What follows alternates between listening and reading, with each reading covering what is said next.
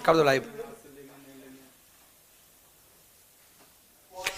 नमस्कार, स्वागत है आप सभी का साथियों आपके पसंदीदा प्लेटफॉर्म द ऑफिसर्स एकेडमी पर। आप सभी जानते हैं कि बिहार जीविका भर्ती परीक्षा 2025 के लिए परीक्षा तिथि की घोषणा हो चुकी है और ऐसे में आपकी संस्था द ऑफिसर एकेडमी आप सभी को लगातार मैराथन कक्षाएं उपलब्ध करा रहा है, क्योंकि आप जानते हैं कि अंतिम समय की जो तैयारी होती है साथियों, वह अंतिम समय की तैयारी ही आपकी परीक्षा के लिए निर्णायक होगी। यानी कि यह मैराथन कक्षा आप सभी के लिए बहुत ही ज्यादा उपयोगी और कारगर साबित होने वाली है। अगले 3 घंटे तक आप सभी हमारे साथ बने रहिएगा। हम बात करेंगे, हर एक खंड की बात करेंगे जो कि बिहार जीविका भर्ती परीक्षा के अंतर्गत आप सभी से पूछा जाएगा। साथियों, इस सेशन की शुरुआत हम कर रहे हैं बिहार जीविका स्पेशल, यानी कि जीविका स्पेशल के प्रश्नों के साथ इस सेशन की शुरुआत कर रहे हैं।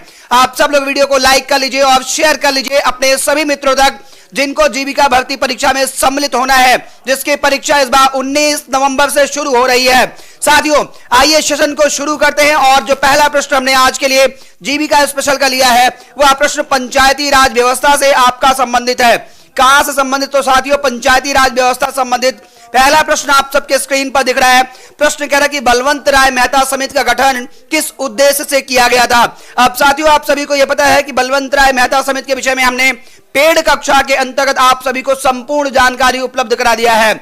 हमने आपको यह बताया कि बलवंत राय मेहता समिति का गठन किन परिस्थितियों में किया गया था, इन्होंने क्या अध्ययन किया और उसके बाद निष्कर्ष क्या निकल करके आता है और फिर किस प्रकार से भारत में पंचायती राज व्यवस्था को एक एक करके लागू करने की प्रक्रिया को शुरू किया जाता है। साथियों, पंचायती राज व्यवस्था के संदर्भ में अगर बात किया जाए तो प्रश्न है कि बलवंत राय मेहता समिति का गठन किस उद्देश्य से किया गया था। तो कल वाले सेशन मैंने आपको बताया था कि 1952 ईस्वी में गवर्नमेंट ऑफ इंडिया के द्वारा, भारत सरकार के द्वारा एक कार्यक्रम शुरू किया गया। जो कार्यक्रम क्या था? समेकित कार्यक्रम था। किसके लिए? सामुदायिक विकास के दृष्टिकोण से एक कार्यक्रम 1952 ईस्वी में शुरू किया गया था। अब प्रश्न यह था कि हमने जिस योजना को, जिस कार्यक्रम को हमने शुरू किया, आखिर वह योजना, वह कार्यक्रम अपने उद्देश्यों को प्राप्त करने में किस स्तर तक सफल हुई थी। तो साथियों, ये सामुदायिक विकास कार्यक्रम कहां तक अपने उद्देश्यों को प्राप्त करने में सफल हुआ, इसको जांचने के लिए बलवंत राय मेहता समिति का गठन किया गया था।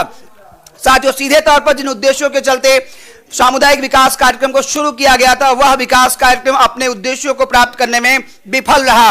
आखिर इतनी महत्वाकांक्षी योजना की विफलता के पीछे वजह क्या थी, इसका अध्ययन करने के लिए एक समिति का गठन किया गया और उसका अध्यक्ष बनाया गया बलवंत राय मेहता जी को। किसको बनाया गया? बलवंत राय मेहता जी को उसका अध्यक्ष बनाया गया और नाम रखा गया बलवंत राय मेहता समिति। किस लिए गठित की गई थी? तो साथियों, इस समिति का गठन किया गया था कि CDP यानी कि कम्युनिटी डेवलपमेंट प्रोग्राम जो था, इसकी विफलता के पीछे क्या वजह थी, इसको जांचने के लिए इस समिति का गठन किया गया था। तो 21 नंबर प्रश्न जो आपको दिख रहा है, सबसे पहले इसका उत्तर क्या हो जाएगा साथियों? तो यहां पर आपको कहना है कि सर इस प्रश्न का बी विकल्प हो जाएगा। क्या हो जाएगा? बी विकल्प हो जाएगा। एक बार सभी लोग वीडियो को शेयर कर लीजिए, मैं आपको महत्वपूर्ण जानकारी देता हूं। साथियों, अगर इस क्लास का पीडीएफ, बोर्ड पीडीएफ आप प्राप्त करना चाहते हैं तो हमारे एप्लीकेशन द ऑफिसर एकेडमी को इंस्टॉल कर लीजिए और द ऑफिसर एकेडमी के ऐप को इंस्टॉल करने के बाद आपको ऐसे जब आप जाएंगे, टैब आपको दिखेगा तो उसमें आपको एक सेक्शन दिखेगा ई बुक का, उस पर क्लिक करके आप इसके पीडीएफ को डाउनलोड कर सकते हैं। साथियों, इस पीडीएफ के लिए आपसे कोई शुल्क नहीं लिया जा रहा, इस पीडीएफ के लिए आपसे कोई शुल्क नहीं लिया जाता, बिल्कुल निःशुल्क ये है। आप इसे डाउनलोड कर सकते हैं, इसको आप प्रिंट भी निकाल सकते हैं साथियों, जो कि आपको मिलेगा हमारे ऐप द ऑफिसर एकेडमी पर। कहां मिलेगा आपको? द ऑफिसर एकेडमी के ऐप पर बिल्कुल निःशुल्क आपको मिल जाएगा। साथियों, बात करेंगे हम प्रश्न संख्या 2 की ओर चलेंगे। साथियों, 2 नंबर का प्रश्न कह रहा है कि मनरेगा के तहत रोजगार प्राप्त करने के लिए आवेदक को किस प्रकार का कार्य करने का इच्छुक होना चाहिए। साथियों, आप सभी जानते हैं कि विश्व की सबसे बड़ी रोजगार गारंटी की अगर कोई स्कीम है, विश्व की सबसे बड़ी रोजगार गारंटी की अगर कोई स्कीम है तो साथियों वह आपकी मनरेगा है। मनरेगा के विषय में मैंने आपको बताया है कि इसकी शुरुआत 2005 ईस्वी में की गई थी। कब की गई थी? 2005 ईस्वी में की गई थी और साथियों 2009 में इसका नाम बदल दिया गया था। 2 अक्टूबर 2009 को इसका नाम बदल करके महात्मा गांधी राष्ट्रीय रोजगार गारंटी अधिनियम कर दिया गया था। आप साथी यह भी जानते हैं कि इसके अंतर्गत आपको एक वित्तीय वर्ष में 100 दिन के रोजगार की गारंटी दी जाती है। आपसे पूछा जाएगा कि मनरेगा के अंतर्गत एक वित्तीय वर्ष में कितने दिनों के रोजगार की गारंटी दी जाती है, तो ध्यान रखिएगा कि 100 दिन के रोजगार की गारंटी आपको यहां पर उपलब्ध कराई जाती है। प्रश्न यह है कि इसके अंतर्गत काम करने के लिए आपको किस प्रकार का कार्य करने का इच्छुक रहना चाहिए। क्या यह कुशल तकनीकी कार्य? ए भाई बताओ ना, अगर आप तकनीकी रूप से कुशल रहेंगे तो आपको मनरेगा में काम करने की जरूरत रहेगी क्या? नहीं रहेगी। इसका मतलब ए विकल्प नहीं सही हो सकता है। कह रहे प्रशासनिक कार्यालय कार्य, अगर आप प्रशासनिक कार्यालय कार्य करने में संपन्न रहेंगे, सक्षम रहेंगे, तो फिर आप मनरेगा में काम करने कहे जाएंगे। इसका मतलब यह है कि मनरेगा के अंतर्गत आपको ऐसे काम करने के लिए तैयार रहना पड़ेगा, ऐसे काम को करने के लिए तैयार रहना पड़ेगा जो कि अकुशल शारीरिक कार्य है। मतलब आप कुशल नहीं है, अकुशल हैं, शारीरिक कार्य यानी कि शारीरिक श्रम आपको करना होगा। वह कौन सा काम हो सकता है? वह नाली निर्माण का कार्य हो सकता है, वह जो तालाब के सौंदर्यीकरण का काम हो सकता है, वह किसी और प्रकार कच्ची सड़क बनाने का काम हो सकता है। ऐसे कार्यों के लिए आपको तैयार रहना पड़ेगा, तब आप मनरेगा के तहत काम मांगने की इच्छा व्यक्त कर सकते हैं। साथियों, आज अभी आप लोग 300 लाइव पहुंचे हैं, कल आपने 1000 से ज्यादा की संख्या में उपस्थित होकर स्नेह दिया था। मैं चाहूंगा कि वीडियो को आप लोग शेयर कीजिए। साथियों, यूट्यूब के इतिहास में बिहार जीविका भर्ती के लिए अगर कोई कक्षा आपके लिए सबसे ज्यादा उपयोगी है, इस समय आप देख रहे द ऑफिस एकेडमी कक्षा, हम जोश और जुनून से बिल्कुल लबरेज हैं और यह जोश और जुनून हमारा जो है, अगर इसमें आपका भी प्रयासों का जुनून शामिल हो जाए साथियों, तो इस बार बिहार जीविका भर्ती के अंदर आपके चयन को कोई रोक नहीं सकता है, आपके चयन को कोई रोक नहीं सकता। साथियों, मनरेगा के अंतर्गत अगर मैं बात करूं तो आप जानते हैं कि जब काम की मांग करते हैं तो जहां भी आपका निवास है उससे 5 किलोमीटर के भीतर आपको काम दिया जाता है। कितने? 5 किलोमीटर के भीतर आपको साथियों काम दिया जाता है। साथियों, जहां तक पेमेंट की बात की जाए तो मास्टर रोल जिस दिन बंद हो जाता है, मास्टर रोल के बंद होने के 15 दिन के भीतर आपको 15 दिनों के भीतर आपको पेमेंट मिल जाता है। इसमें किसी भी प्रकार के बिचौलिए का कोई योगदान नहीं होता साथियों, ना ही कोई ठेकेदार काम करता है। आपको इसके विषय में पहले बता चुका हूं। आप यह भी जानते हैं कि इस मनरेगा के अंतर्गत साथियों किसी भी प्रकार से यंत्र या मशीन का उपयोग नहीं करना होता है, केवल और केवल अकुशल शारीरिक श्रम ही यहां पर प्रयोग में लाया जाता है। ऐसे में साथियों 22 नंबर का जो प्रश्न है इसका सही उत्तर आपका सी विकल्प हो जाएगा। आगे बढ़ेंगे, एक और प्रश्न की बात करें साथियों, 23 नंबर का प्रश्न है, कह रहा है SHGS, इसका मतलब है सेल्फ हेल्प ग्रुप यानी कि स्वयं सहायता समूह। क्या होगा? स्वयं सहायता समूह की बात की गई। किसकी बात की गई है? स्वयं सहायता समूह की बात की गई है कि स्वयं सहायता समूह को बैंकों से प्राप्त ऋण पर DAYNRLM के तहत कितनी ब्याज सबवेंशन प्रदान की जाती? 3 लाख तक के ऋण पर।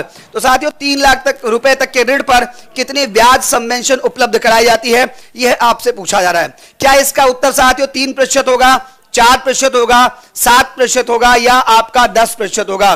तो साथियों इसमें जो ब्याज सबवेंशन आपको उपलब्ध कराया जाता है 3 लाख रुपए तक के ऋण पर, साथियों 7% का होता है। कितना होता है साथियों? 7% का होता है। ये आपके NRLM के डाटा में दिया गया है कि 7% तक का ब्याज सबवेंशन आपको यहां पर उपलब्ध कराया जाता है। साथियों आप सेशन को लाइक कर लीजिए और शेयर कर लीजिए। ई बुक के रूप में आप इस क्लास की PDF को प्राप्त कर सकते हैं। इसके लिए आप हमारे ऐप द ऑफिसर एकेडमी को इंस्टॉल कर लीजिए। क्या कर लीजिए? हमारे ऐप द ऑफिसर एकेडमी को आप इंस्टॉल कर लीजिए। हम चाहेंगे कि टेक्निकल टीम अगर हमारी आवाज को सुन पा रहे हैं तो कृपया आप क्या कीजिए, आप द ऑफिसर एकेडमी के ऐप के लिंक को कमेंट बॉक्स में पिन कर दीजिए। ऐप के लिंक को कमेंट बॉक्स में पिन कर दीजिए, जिससे हमारे सभी छात्र ऐप को इंस्टॉल करके और ई बुक के तौर पर इस क्लास का बोर्ड PDF प्राप्त कर पाए।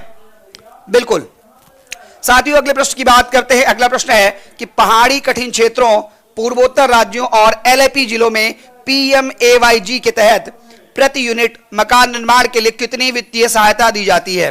साथियों जब हम बात करते हैं प्रधानमंत्री आवास योजना की, किसकी बात करते हैं? हम बात करते हैं प्रधानमंत्री आवास योजना की बात करते हैं, जिसके विषय में लगातार हम लोग चर्चा कर रहे हैं। तो साथियों आप जानते हैं कि प्रधानमंत्री आवास योजना की शुरुआत की गई 2016 में की गई। प्रश्न पूछेगा इससे पहले हम इस योजना को किस नाम से जानते थे? तो याद रखिए इंदिरा आवास योजना। कौन सी योजना? इंदिरा आवास योजना के नाम से पहले जाना जाता था। 2016 में इसका नाम बदल करके प्रधानमंत्री आवास योजना कर दिया गया। क्या कर दिया गया? प्रधानमंत्री आवास योजना 2016 में इसका नाम बदल कर दिया गया। साथियों इसके अंतर्गत जो ग्रामीण क्षेत्र के लोग हैं उनको 1,20,000, कितना? 1,20,000। लेकिन जो पहाड़ी क्षेत्र के लोग हैं, कहां के?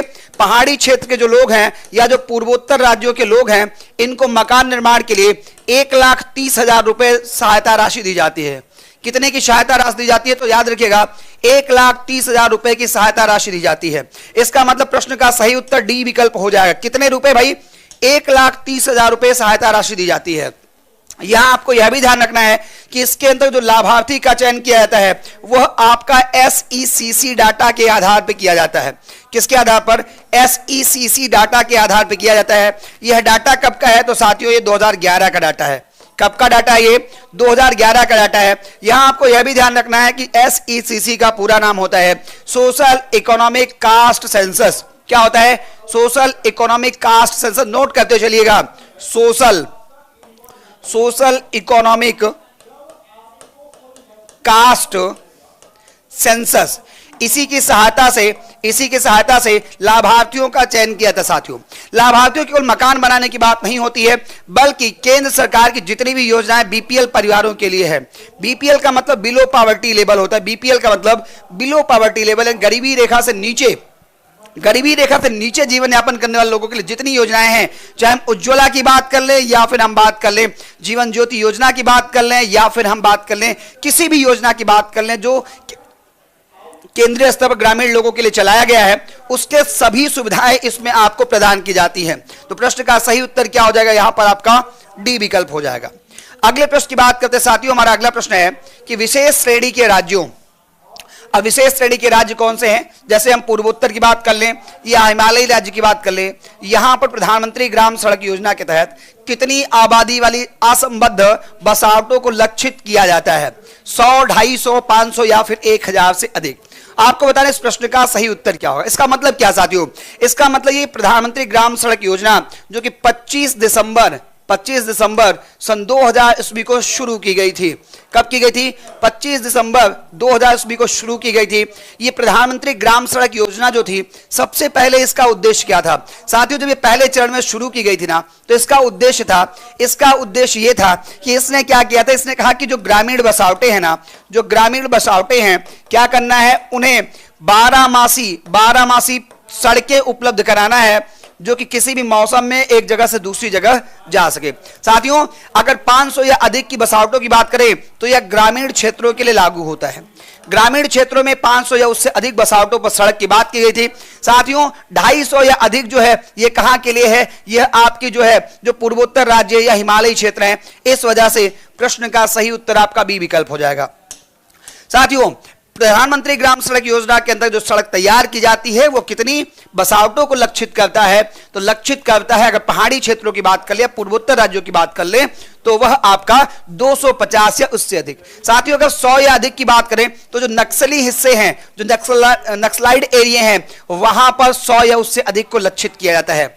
ग्रामीण अगर है, मैदानी क्षेत्र है, ग्रामीण का मतलब यहां पर साथियों मैदानी से लगाते हैं, अगर मैदानी क्षेत्र है तो वहां पर 500 या उससे अधिक को लक्षित किया जाता है। ऐसे में आज के प्रश्न 25 नंबर का सही उत्तर क्या हो जाएगा? यह आपका बी विकल्प हो जाएगा। एक बार सब लोग सेशन को लाइक कर लीजिए और शेयर कर लीजिए, वीडियो को एक बार आप लोग शेयर कर लीजिए। बढ़ते हैं हम लोग अगले प्रश्न की ओर। साथियों, अगला जो प्रश्न हमारा है वो है 26 नंबर का कि इंदिरा गांधी राष्ट्रीय वृद्धावस्था पेंशन योजना के तहत 80 वर्ष या उससे अधिक आयु के लाभार्थियों के लिए केंद्र का मासिक योगदान कितना है? यानी कि सेंट्रल गवर्नमेंट कितने पैसे आपको देती है? आप ये जानते हैं कि जब हम बात करते हैं NSAP की बात करते हैं, किसकी बात करते हैं साथियों? अगर हम NSAP की बात करें, नेशनल सोशल असिस्टेंस प्रोग्राम की बात करें, जिसको कि 15 अगस्त 1995 को शुरू किया गया था। हमने कल ही बात किया कि इसके अंदर कई सारी उप योजनाएं आती हैं। कितनी योजनाएं आती हैं साथी? इसके अंदर कई सारी उप योजनाएं आती हैं। जैसे यहां दिया गया इंदिरा गांधी वृद्धावस्था पेंशन की बात करते हैं, वृद्धावस्था पेंशन की बात कर ले, विधवा पेंशन की बात कर ले, विकलांग पेंशन की बात कर ले, अन्नपूर्णा योजना की बात कर ले। तो साथियों, प्रश्न हमारा यह है कि इंदिरा गांधी राष्ट्रीय वृद्धावस्था पेंशन योजना के तहत 80 वर्ष या उससे अधिक आयु के लाभार्थियों के लिए केंद्र सरकार मासिक योगदान कितने रुपए का देती है? तो साथियों, केंद्र सरकार जो योगदान देती है वह 400 रुपए का योगदान देती है। कितने रुपए का साथियों? केंद्र सरकार केवल और केवल 400 रुपए का आपको योगदान देती है, बाकी राज्य सरकारें उसमें अपने स्तर से मिला देती हैं। एक बार याद दिला दूं कि ई बुक को प्राप्त करने के लिए हमारे ऐप द ऑफिसर एकेडमी को इंस्टॉल कर लीजिए। वहां पे आप जाइएगा, ई बुक के सेक्शन पे जाकर के आप फ्री में डाउनलोड कर सकते हैं।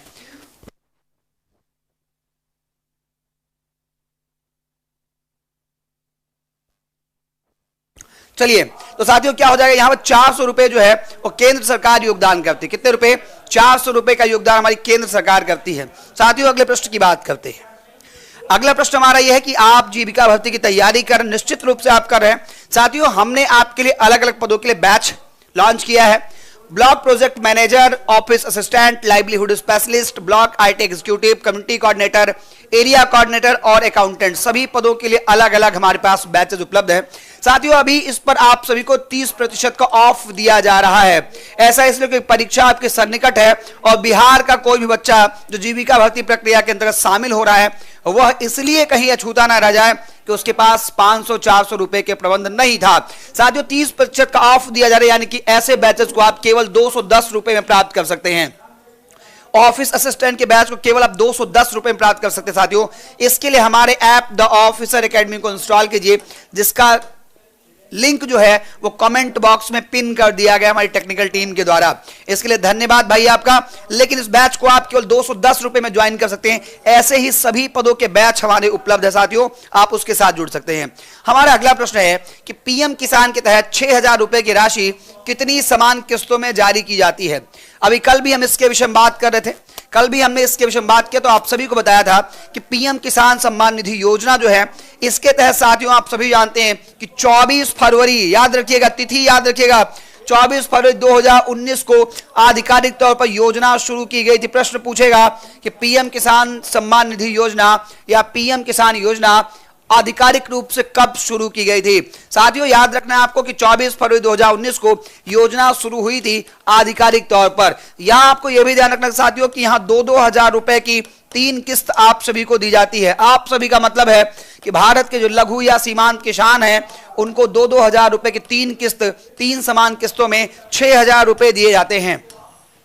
कितने में? तो 3 समान किस्तों में 6000 रुपए साथियों दिए जाते हैं। यह धनराशि क्यों दी जाती है? तो साथियों यह धनराशि इसलिए दी जाती है, यह धनराशि इसलिए दी जाती है क्योंकि इससे जो किसान है वो क्या कर सके, फसल लगाने के समय पर बीज, कीटनाशक, दवाएं ये सभी जो है वो उचित प्रकार से ले पाएं और उन्हें अनऑथराइज्ड सोर्सेस यानी कि साहूकार इत्यादि से उनको लोन या कर्ज ना लेना पड़े।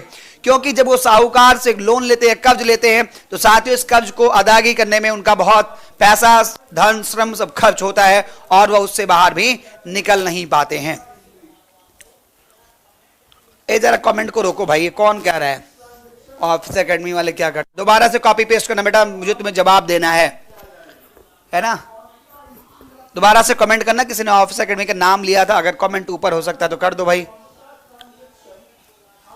चलिए, तो प्रश्न का सही उत्तर क्या? 3 किस्तें हो जाएगी, 3 समान किस्तों की बात हो जाएगी।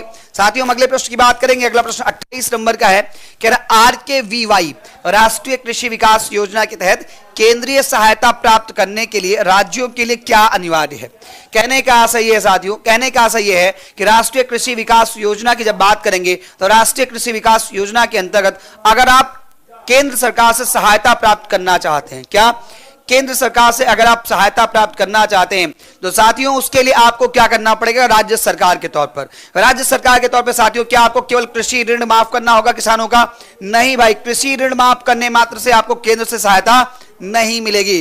कह रहे अपने कृषि और संबद्ध क्षेत्रों के बजट को बनाए रखना या बढ़ाना होगा, सभी कृषि उत्पादों का निर्यात करना होगा, केवल जैविक खेती को अपनाना होगा। साथियों अगर आप केंद्र सरकार की मदद चाहते हैं किस योजना के तहत, राष्ट्रीय कृषि विकास योजना के अंतर्गत, और आप राज्य सरकार हैं, तो आपको आवश्यकता इस बात की है कि अपने कृषि और संबद्ध क्षेत्रों के बजट को बनाए रखना होगा या बढ़ाना होगा।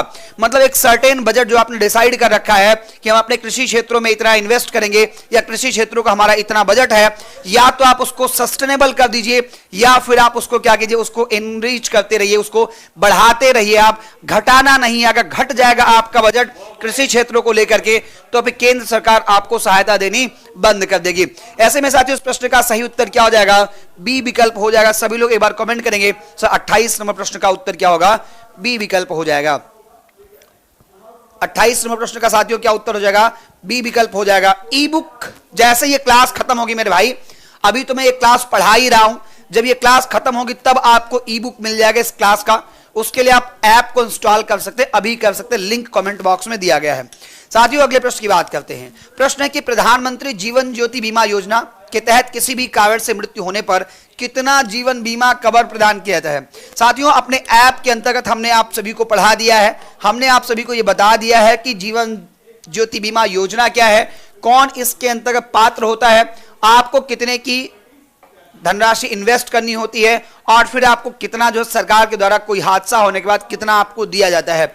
हमने अपनी पेड क्लास के अंतर्गत प्रधानमंत्री जीवन ज्योति बीमा योजना के विषय में विस्तार पूर्वक आप सभी को पढ़ा दिया है। साथियों, प्रश्न यह है कि प्रधानमंत्री जीवन ज्योति बीमा योजना के तहत किसी भी कारण से मृत्यु होने पर कितना जीवन बीमा कवर प्रदान किया जाता है? 50,000 रुपए, 1 लाख रुपए, 2 लाख रुपए या फिर 5 लाख रुपए? तो हम सभी जानते हैं साथियों, यहां पर 2 लाख रुपए का जीवन बीमा कवर प्रदान किया। कितने रुपए का? 2 लाख रुपए का जीवन बीमा कवर आपको प्रदान किया जाता है। तो प्रश्न का उत्तर क्या हो जाएगा साथी? यहां प्रश्न का सही उत्तर आपका सी विकल्प हो जाएगा। 29 नंबर प्रश्न के लिए आपका सी विकल्प सही हो जाएगा। अगले प्रश्न की बात करते हैं साथियों। अगला जो प्रश्न है वो हमारा 30 नंबर का प्रश्न है। जीविका की बात कर रहे हैं। मैं लगातार कह रहा हूं कि आजकल बिहार में अगर चर्चा किसी बात की जोर शोर से चल रही है तो साथियों जीविका दीदियों के बल्ले बल्ले हैं, सबसे चर्चा इन्हीं की चल रही है। प्रश्न भी पूछ रहे हैं कि जीविका ग्रामीण गरीबों को संगठित करने के लिए किस त्रिस्तरीय सामुदायिक संस्थागत संरचना का निर्माण करती है। मैंने इसके विषय में आपको पढ़ाया है साथियों कि जीविका जो है वो त्रिस्तरीय, जैसे हमारे यहाँ त्रिस्तरीय पंचायती राज व्यवस्था चलती है वैसे ही त्रिस्तरीय व्यवस्था जीविका के अंतर्गत प्रदान किया गया है।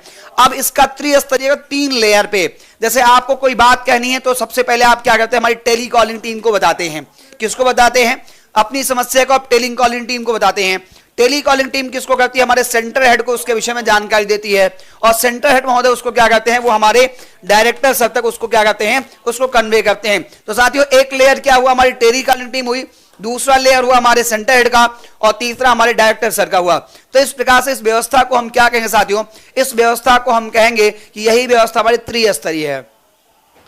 कोई भाई कमेंट कर रहा है कि साफ नहीं दिख रहा। भाई एक काम करो, सर्फ एक्सेल ले लो और बढ़िया कपड़ा लगा करके और मोबाइल फोन को धुल दो, है ना। मोबाइल फोन के स्क्रीन को बढ़िया से आप धुल दीजिए सर्फ एक्सेल लगा करके और साफ साफ आपको दिखने लग जाएगा, ठीक है ना। हाँ ये काम कर लीजिए आप। तो साथियों कह रहा है कि जीविका ग्रामीण गरीबों को संगठित करने के लिए किस त्रिस्तरीय सामुदायिक संस्थागत संरचना का निर्माण करती है। तो मैंने पेड क्लास में आप सभी को बताया है कि जीविका सबसे पहले स्वयं सहायता समूह बनाती है। क्या कहती है? जीविका सबसे पहले स्वयं सहायता समूह बनाती है। यही स्वयं सहायता समूह जो है ये क्या बनाते हैं? विलेज ऑर्गेनाइजेशन बनाते हैं। क्या बनाते हैं? विलेज ऑर्गेनाइजेशन बनाते हैं कि ग्राम आपका जो है ग्राम संगठन बनाते हैं और यही ग्राम संगठन जो है ये क्लस्टर लेवल फेडरेशन बनाते हैं, यानी कि संकुल स्तरीय संघ बनाते हैं। तो सही उत्तर साथियों यहां पर आपका बी विकल्प हो जाएगा। क्या हो जाएगा? बी विकल्प यहां पर आपका सही हो जाएगा।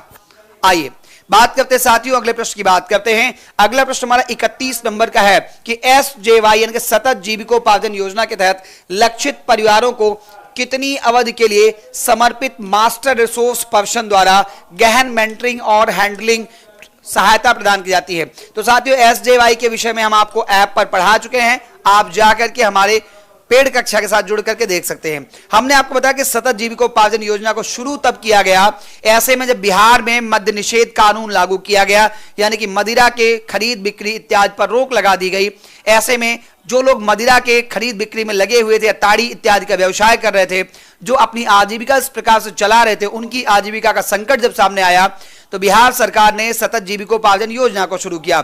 सहायता राशि उपलब्ध कराई, इनको मॉनिटरिंग कराई, इनको एक प्रकार की सहायता भी उपलब्ध कराई जिसमें कहा गया कि 12 महीने तक, कहां तक? 12 महीने तक आपको लगातार क्या होगा? एक ऐसे पर्सन के द्वारा जिसको मास्टर रिसोर्स पर्सन कहेंगे, जो पूरी तरह से निपुण होगा इस चीज में कि वह आपके कौशल को आप किस प्रकार से जीविकोपार्जन में लगेंगे, इसके लिए वह लगातार आपको मॉनिटर कहेगा। तो साथियों यहां पे बी विकल्प आपका 12 महीने तक की बात की गई थी, यानी कि 1 साल तक की बात की गई थी। साथियों कितने दिन की बात की गई थी? 1 साल की बात की गई थी। वीडियो को आप लोग लाइक कर लीजिए और शेयर कर लीजिएगा। चैनल को पहली बार विजिट कर तो सब्सक्राइब कर लीजिए। बिहार जीविका में अगर आपको सफल होना है तो एकमात्र प्लेटफॉर्म द ऑफिसर एकेडमी ऐसा संस्थान है जो आपकी सफलता तक पहुंचने में आपका भरपूर सहयोग करेगा। साथियों अगला प्रश्न KYP कुशल युवा प्रोग्राम की बात कर रहे हैं। कुशल युवा प्रोग्राम की बात कर, पाठ्यक्रम के 3 मुख्य घटक कौन से हैं साथियों? आप सभी जानते हैं कुशल युवा प्रोग्राम जो है, हमने बीते दिनों ही इसके विषय में आप सभी को कक्षा उपलब्ध कराई है। हमने बताया कि KYP जो है ये बिहार सरकार की एक योजना है जिसमें 15 से लेकर 25 साल तक के, माफ कीजिएगा 15 से लेकर के 25 साल तक के जो युवा हैं, इन युवाओं को क्या दिया, इन युवाओं को प्रशिक्षण दिया जाता है। क्या दिया? प्रशिक्षण। कितने घंटे का? 240 घंटे का प्रशिक्षण इनको प्रदान किया जाता है। साथियों इसके 3 घटक भी मैंने आपको बताए थे, आपको याद होगा हमने आपको 3 घटक भी बताए थे। साथियों एक बार और वीडियो को शेयर करें। मैं चाहता हूं कि सेशन को समाप्त होने तक आप 1000 वॉचिंग की अपने जो हमारा रिकॉर्ड है उसको मेंटेन कीजिए मेरे जाने से पहले साथियों। मेरे जाने से पहले साथियों इस रिकॉर्ड को मेंटेन किया जाए, 1000 प्लस वॉचिंग पहुंचा जाए। साथियों हमने आपसे कहा था कि पाठ्यक्रम के 3 मुख्य घटक है। कौन कौन से 3 मुख्य घटक है? एक हमने बताया था कि BSCCS है, दूसरा हमने BSCIT बताया था और तीसरा हमने CSS बताया था। साथियों इसका पूरा नाम याद रखना है। साथ ही आपको यह भी ध्यान रखना कितने घंटे का ये कार्यक्रम है, तो कुल मिलाकर 240 घंटे का कार्यक्रम है साथियों। इसमें आपको ऑनलाइन मोड में ट्रेनिंग दिया जाता है और ऑनलाइन मोड में ट्रेनिंग देने के बाद आपका असेसमेंट भी किया जाता है। साथियों यहां पर Bihar state certificate in English and Hindi communication skill, साथियों ये ऐसी प्रशिक्षण आपको देता है जिसमें हिंदी और अंग्रेजी में संवाद करना आपको सिखाया जाता है अलग अलग परिस्थितियों में। दूसरा है Bihar state certificate in information technology. साथियों जो तकनीकी उपकरण है, कंप्यूटर की बात करें या अन्य प्रकार के जो उपकरण हैं, उनका प्रशिक्षण, उनको कैसे प्रयोग में लाया जाए, कैसे आप उनको स्किल डेवलपमेंट के अंतर्गत यूज में ला सकते हैं, इस प्रकार की चीजों को इस कोर्स के अंतर्गत आपको बताया जाता है। साथियों अगला जो Bihar state certificate in soft skill, मैंने आप सभी को बताया सॉफ्ट स्किल का मतलब टाइम मैनेजमेंट हो जाए या फिर वर्क मैनेजमेंट हो जाए, प्लानिंग बनाना हो, इस प्रकार के जो सॉफ्ट स्किल के काम है यह आपको यहां पर सिखाया जाता है कि जब आप कर्मचारियों के बीच में होंगे तो कैसे आप कर्मचारियों से काम लेंगे, कैसे उनकी चीजों को आप जहन में रखेंगे, कैसे इस सारी चीजों को आप मैनेज करेंगे।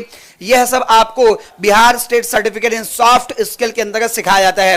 तो साथियों 32 नंबर का जो प्रश्न है इसका उत्तर क्या हो जाएगा? बी विकल्प यहां पर आपका सही हो जाएगा। अगले प्रश्न की बात करते हैं साथियों, अगले प्रश्न की बात करते हैं। अगला जो प्रश्न कह रहे 10 लाख रुपए की वित्तीय सहायता, यह भी मैं आपको पढ़ा चुका हूं मुख्यमंत्री उद्यमी योजना के अंतर्गत। आज ही मैंने पढ़ाया पेड क्लास में मुख्यमंत्री उद्यमी योजना, आज ही मैंने पेड क्लास के अंतर्गत मुख्यमंत्री उद्यमी योजना आप सभी को पढ़ाया है। 10 लाख रुपए की वित्तीय सहायता में 5 लाख रुपए का अनुदान होता है। ये बात बिल्कुल सही है। 10 लाख रुपए आपको मुख्यमंत्री उद्यमी योजना के अंतर्गत जो मिलते हैं इसमें से 5 लाख रुपए अनुदान के होते हैं। इस अनुदान राशि का स्वरूप क्या होता है, यानी कि इसका आपसे नेचर पूछा जा रहा है कि जो 10 लाख रुपए दिए जाते हैं इसमें से 5 लाख रुपए आपके क्या होते हैं? अनुदान होते हैं और बाकी के 5 लाख रुपए और भी होते हैं। तो कह रहे हैं कि 5 लाख रुपए का स्वरूप क्या होता है। साथियों मैं आपको बता दूं कि इस योजना के अंदर जो आपको 10 लाख रुपए मिलते हैं वो 3 किस्तों में आपको दिया जाता है, इकट्ठे नहीं दिया जाता साथियों, 3 किस्तों में आपको दिया जाता है। कहां पर?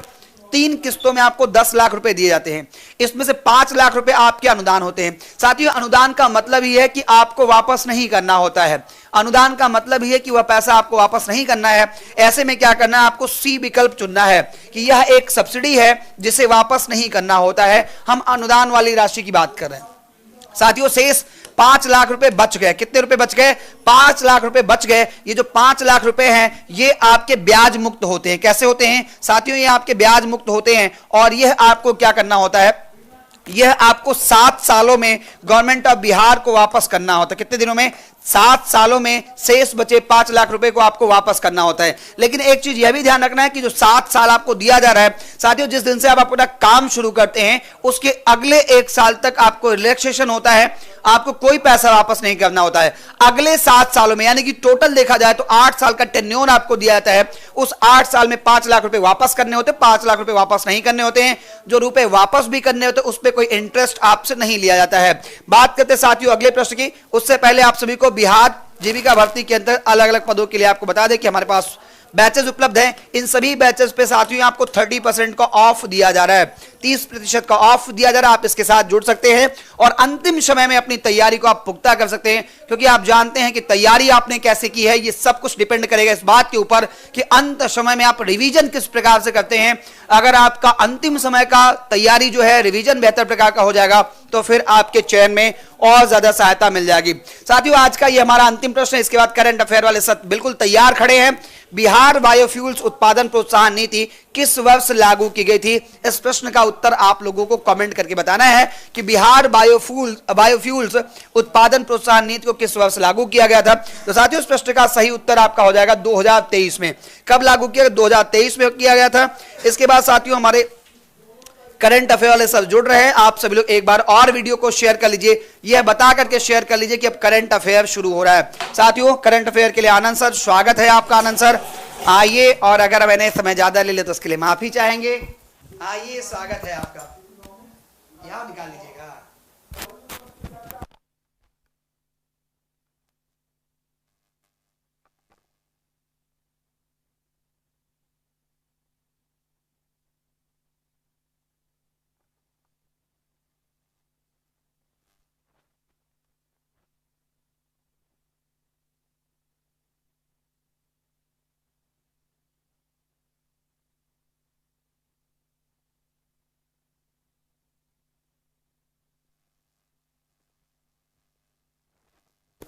आवाज आ रही है? बताना है आप सभी को।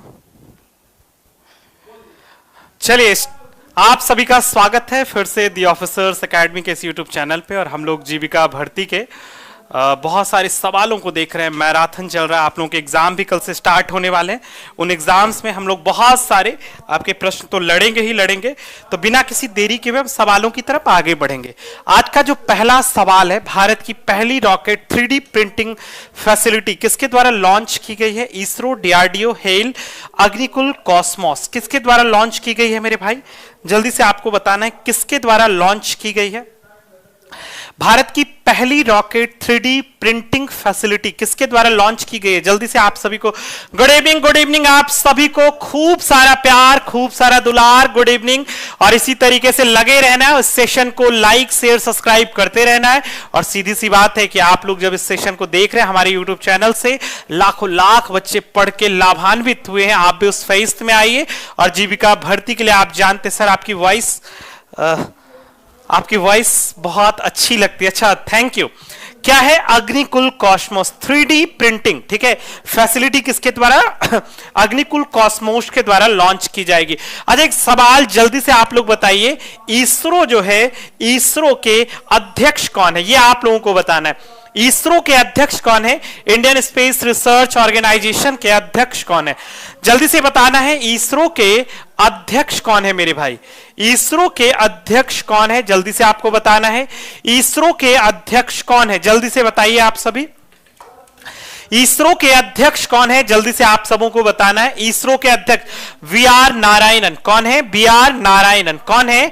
वी.आर. नारायणन, ठीक है, वी.आर. नारायणन है, ठीक है, नारायणन है।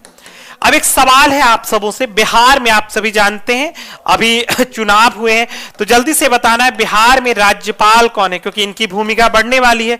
तो जल्दी से आंसर बताइए, बिहार के राज्यपाल कौन है? आरिफ मोहम्मद खान। क्या नाम है इनका? आरिफ मोहम्मद खान। क्या नाम है मेरे भाई? आरिफ मोहम्मद खान। क्या नाम है? आरिफ मोहम्मद खान। नेक्स्ट सवाल है, ओजू हाइड्रो इलेक्ट्रिक प्रोजेक्ट किस राज्य में बनाया जाएगा? सिक्किम, अरुणाचल, मेघालय, असम। किस राज्य में बनाया जाएगा मेरे भाई?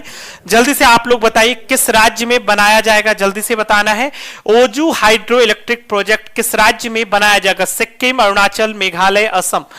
The Oju hydroelectric project will be built in which state? जल्दी से बता रहे हैं, ओजू हाइड्रोइलेक्ट्रिक ये अरुणाचल प्रदेश में बनाया जाएगा। कहां? तो अरुणाचल प्रदेश में। कहां पे? अरुणाचल प्रदेश में। अच्छा, एक बात अभी आप बताइए, 17वां वृक्ष सम्मेलन कहां पे हुआ है?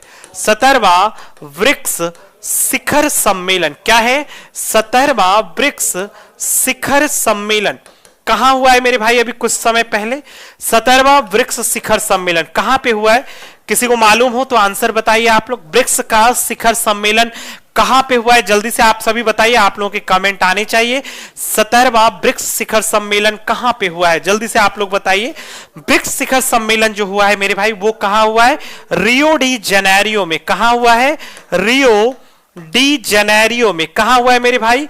रियो डी जेनेरियो में। कहां हुआ है मेरे भाई? रियो डी जेनेरियो में।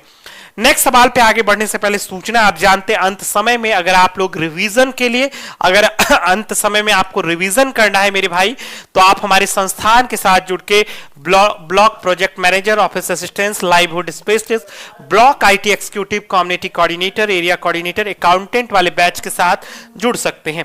नेक्स्ट सवाल है, किन 3 अफ्रीकी देशों ने अंतरराष्ट्रीय आपराधिक न्यायालय से बाहर होने का निर्णय लिया है? Nigeria, Ghana, Sudan, Burkina Faso, Mali, Niger, Ethiopia, Somalia, Kenya, Congo, Gabon, Togo. कौन है मेरे भाई, जल्दी से इसका आंसर बताइए, जो आपराधिक न्यायालय से बाहर होने का निर्णय लिया है? तो कौन है मेरे भाई? बुर्किना फासो, माली और नाइजर। कौन है? बुर्किना फासो, माली और नाइजर। कौन है? बुर्किना फासो, माली और नाइजर। ठीक है, एक सवाल और भी आप लोगों से मैं पूछना चाहूंगा कि COP 30 कहां पे हो रहा है? COP 30 कहां पे हो रहा है मेरे भाई? COP 30 कहां पे हो रहा है मेरे भाई? ये बेलम में हो रहा है। कहां हो रहा है? बेलम। और बेलम कहां है? तो ब्राजील में है। कहां पे है मेरे भाई? बेलम जो है ये ब्राजील में है। ठीक है, ब्राजील में है। और भारत की तरफ से भारत के पर्यावरण मंत्री जो है वो इसमें शिरकत कर रहे हैं। कौन शिरकत कर रहे हैं मेरे भाई? भारत के पर्यावरण मंत्री। कौन शिरकत कर रहे हैं मेरे भाई? भारत के पर्यावरण मंत्री। तो जल्दी से बताना है, भारत के पर्यावरण मंत्री कौन है जो अभी ब्राजील की यात्रा पे है, बेलम गए हुए हैं? जल्दी से आप लोग बताइए, ब्राजील के प्रधानमंत्री कौन है? आप लोगों के लिए सूचना है कि मैं रोज सुबह 9 बजे ISPCS bye the officers academy पे मिलता हूं। वहां पे आप लोग आइए, हम खूब सारे सवालों को, डेली करंट अफेयर के सवालों को करते हैं। भारत के पर्यावरण मंत्री गए, बिल्कुल सही बात है। कौन है मेरे भाई?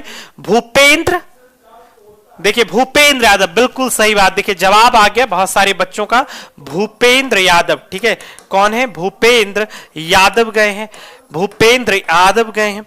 चलिए नेक्स्ट सवाल की ओर बढ़ते हैं। क्या है? हुरून इंडिया वेल्थ रिपोर्ट 2025 के अनुसार सबसे ज्यादा मिलेनियर्स भारत के किस राज्य में है? कर्नाटका, तमिलनाडु, दिल्ली, महाराष्ट्र। किस में है मेरे भाई? जल्दी से आपको बताना है, किस में है मेरे भाई? जल्दी से आप लोगों को बताना है, किसमें है? कौन से राज्य में सबसे ज्यादा मिलीनियर्स, मतलब सबसे ज्यादा जो करोड़पति लोग हैं वो कहां पे हैं? आलोक, किस राज्य में है सबसे ज्यादा करोड़पति? जल्दी से बताना है आप सबों को, सबसे ज्यादा करोड़पति किस राज्य में है? जल्दी से आप लोग बताइए। तो महाराष्ट्र में, बिल्कुल सही बात है, महाराष्ट्र में। महाराष्ट्र एक तरीके से भारत की आर्थिक राजधानी है। क्या है?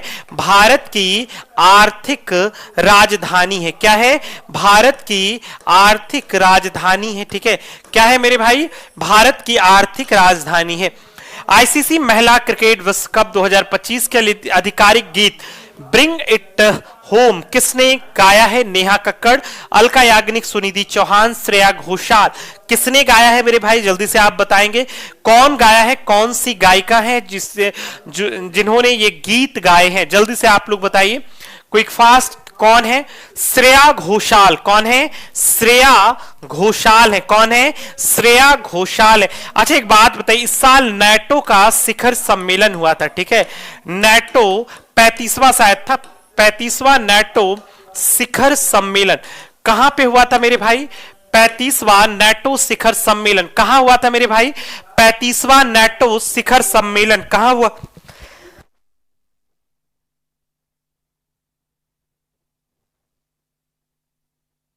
पैंतीसवां नेटो शिखर सम्मेलन कहां हुआ था मेरे भाई? तो 35वां नेटो शिखर सम्मेलन जो हुआ था वो कहां हुआ था? द हेग में। कहां हुआ था? द हेग में। हेग कहां है? नीदरलैंड में है। कहां पे है मेरे भाई? नीदरलैंड में है। कहां पे है? नीदरलैंड में है। ठीक है, नेक्स्ट सवाल है हमारा, लिविंग ब्रिज पुरस्कार से किसे सम्मानित किया गया? ऋषि सुनक, नरेंद्र मोदी, जो बाइडेन, किर स्टारमर। किन्हें किया गया है मेरे भाई? जल्दी से आप बताएंगे किन्हें ये सम्मानित किया गया? जल्दी से बताइए आप लोग, किन्हें सम्मानित किया गया है? जल्दी से आपको बताना है, किन्हें सम्मानित किया गया है? जल्दी से आपको बताना है, किन्हें सम्मानित किया गया है? जल्दी से आप बताइए। तो मेरे भाई किन्हें सम्मानित किया गया है? किर स्टारमर को। किन्हें सम्मानित किया गया है? किर स्टारमर को। किन्हें सम्मानित किया गया? किर स्टारमर को। ठीक है, विज्ञान शिखर सम्मेलन 2025 कहां आयोजित हुआ है? London, New York, Paris, Delhi. कहां आयोजित हुआ है? विज्ञान शिखर सम्मेलन कहां आयोजित हुआ है मेरे भाई? जल्दी से आपको बताना है। तो न्यूयॉर्क में आयोजित हुआ है। विज्ञान शिखर सम्मेलन कहां आयोजित हुआ है? तो न्यूयॉर्क में आयोजित हुआ। 10वां आयुर्वेद दिवस पहली बार कब मनाया गया? 21 जून, 5 अगस्त, 23 सितंबर, 2 अक्टूबर। कब मनाया गया है मेरे भाई? जल्दी से आप बताना है आपको कब मनाया गया है। तो 23 सितंबर को। कब मनाया गया है इसे? तो 23 सितंबर को। याद रखना है कब मनाया गया है। तो 23 सितंबर को। कब मनाया गया? 23 सितंबर को। एक सवाल है मेरा आपसे, हेनले पासपोर्ट इंडेक्स में भारत की रैंकिंग क्या है? हेनले पासपोर्ट इंडेक्स में क्या है? हेनले पासपोर्ट इंडेक्स में, हेनले पासपोर्ट इंडेक्स 2025 में भारत की रैंकिंग क्या है? जल्दी से आप लोग बताइए, हेनले पासपोर्ट इंडेक्स 2025 में भारत की रैंकिंग क्या है? जल्दी से आपको बताना है भारत की रैंकिंग क्या है मेरे भाई। भारत की रैंकिंग क्या है? 85। बिल्कुल सही बात है। कोई बता रहे हैं कि सर भारत की रैंकिंग जो है 85 है, 85वां है। बिल्कुल सही जवाब है, 85वां है। नेक्स्ट सवाल है, वर्ष 2025 में प्रोजेक्ट विजय का 15वां स्थापना दिवस किसने मनाया? इसरो, डीआरडीओ, सेना, सीमा सड़क संगठन। किसने मनाया मेरे भाई? तो ये सीमा सड़क संगठन ने बनाया प्रोजेक्ट विजय। क्या है? प्रोजेक्ट विजय। अहमदनगर रेलवे स्टेशन का नाम क्या रखा गया? शिवनगर, पुण्यनगर, अहिल्यानगर, लोकमान्य नगर, अहमदनगर। जल्दी से आपको बताना है क्या होगा इसका सही आंसर। तो इसका सही आंसर है अहिल्यानगर। क्या है? अहिल्यानगर। वैसे ही आपको बताना है भोपाल में एक रेलवे स्टेशन था हबीबगंज, उसका नाम क्या बदल के रखा गया था? क्योंकि भोपाल में आप जानते पूरे मध्य प्रदेश में क्या है कि अनुसूचित जनजाति की संख्या, तो उसका नाम क्या रखा गया था? रानी कमलापति रेलवे स्टेशन। क्या रखा गया था? रानी कमलापति रेलवे स्टेशन। क्या नाम रखा गया था? रानी कमलापति रेलवे स्टेशन। वैसे ही मुगल सराय का नाम बदलकर क्या रखा गया मेरे भाई? मुगल सराय का नाम बदलकर क्या रखा गया मेरे भाई? तो मुगल सराय का जो नाम रखा गया पंडित दीनदयाल उपाध्याय। जल्दी से ये आप लोग बताएंगे मुगल सराय का नाम बदलकर क्या रखा गया। नेक्स्ट सवाल पे आगे बढ़ने से पहले सूचना, हमारा संस्थान आपके लिए अंत समय में अगर आप जीविका भर्ती के साथ जुड़ना चाहते हैं तो इसमें बहुत सारे विषय हैं, उसके साथ जुड़ के आप अपनी सफलता सुनिश्चित कर सकते हैं। लगातार 3 बार महिला बैलन डी'ओर जीतने वाली पहली खिलाड़ी कौन है? Alexia Putellas, Sam Kerr, Marta Aitana Bonmati. कौन है मेरे भाई? जल्दी से आपको इसका आंसर बताना है कौन है। जल्दी से इसका आंसर बताना है कौन है मेरे भाई। जल्दी से इसका आंसर बताइए आप सभी, क्या होगा इसका सही आंसर? तो इसका सही आंसर होगा एथेना बोनामार्टी। कौन है? एथेना बोनामार्टी। नेक्स्ट सवाल है, रेशम विकास के लिए सर्वश्रेष्ठ राज्य पुरस्कार किसे मिला है? कर्नाटका, उड़ीसा, झारखंड, आंध्रा। किसे मिला है मेरे भाई? जल्दी से बताना है आपको किन्हें मिला है?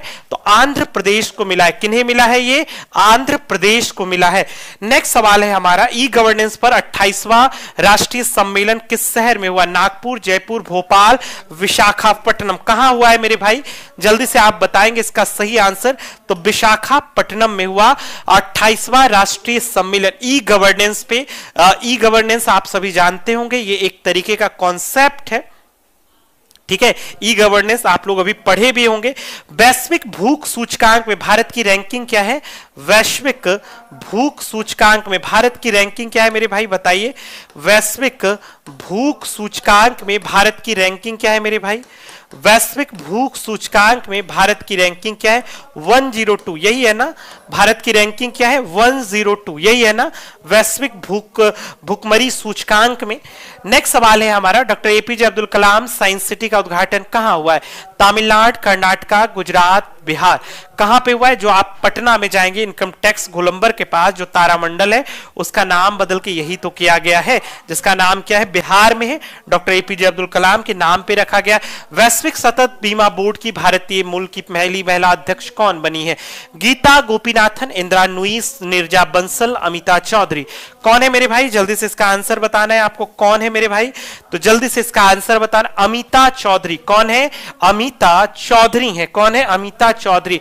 भारतीय सेना का एकीकृत अग्नि अभ्यास अमोद फ्यूरी किस राज्य में आयोजित हुआ? गुजरात, राजस्थान, महाराष्ट्र, राजस्थान। जल्दी से बताना किस राज्य में स्थापित हुआ है मेरे भाई? जल्दी से आप लोग बताएंगे किस राज्य में स्थापित हुआ है? तो राजस्थान में। किस राज्य में मेरे भाई? राजस्थान स्थान में। नेक्स्ट है 22 सितंबर को केंद्रीय प्रदूषण नियंत्रण बोर्ड का कौन सा स्थापना दिवस मनाया गया? जल्दी से इसका आंसर बताना है आपको। कौन सा स्थापन दिवस मनाया गया है? जल्दी से आप लोग बताएंगे कौन सा स्थापन दिवस मनाया गया है। तो 51वां। क्या है? 51वां। नेक्स्ट सवाल है 25वें एशियाई क्षेत्रीय सम्मेलन के दौरान किस देश को इंटरपोल एशियाई समिति का सदस्य चुना गया? बांग्लादेश, श्रीलंका, नेपाल, भारत। किसे चुना गया है मेरे भाई? जल्दी से बताना है। जल्दी से आपको बताना है किसे चुना गया है। तो भारत को चुना गया। किसे चुना गया? भारत को। नेक्स्ट सवाल पे आगे बढ़ने से पहले सूचना, हमारा संस्थान आपके लिए जीविका भर्ती के बहुत सारे बैचेस लेके आ रहा है, उसके साथ आपको जुड़ना है। नेक्स्ट सवाल है ऑस्कर 2026 में भारत की आधिकारिक प्रविष्टि के रूप में किसे चुना गया? RRR, Kashmir files, home bound, lunch box. किसे चुना गया? इसका आंसर बताना है भाई आप सभी को। किस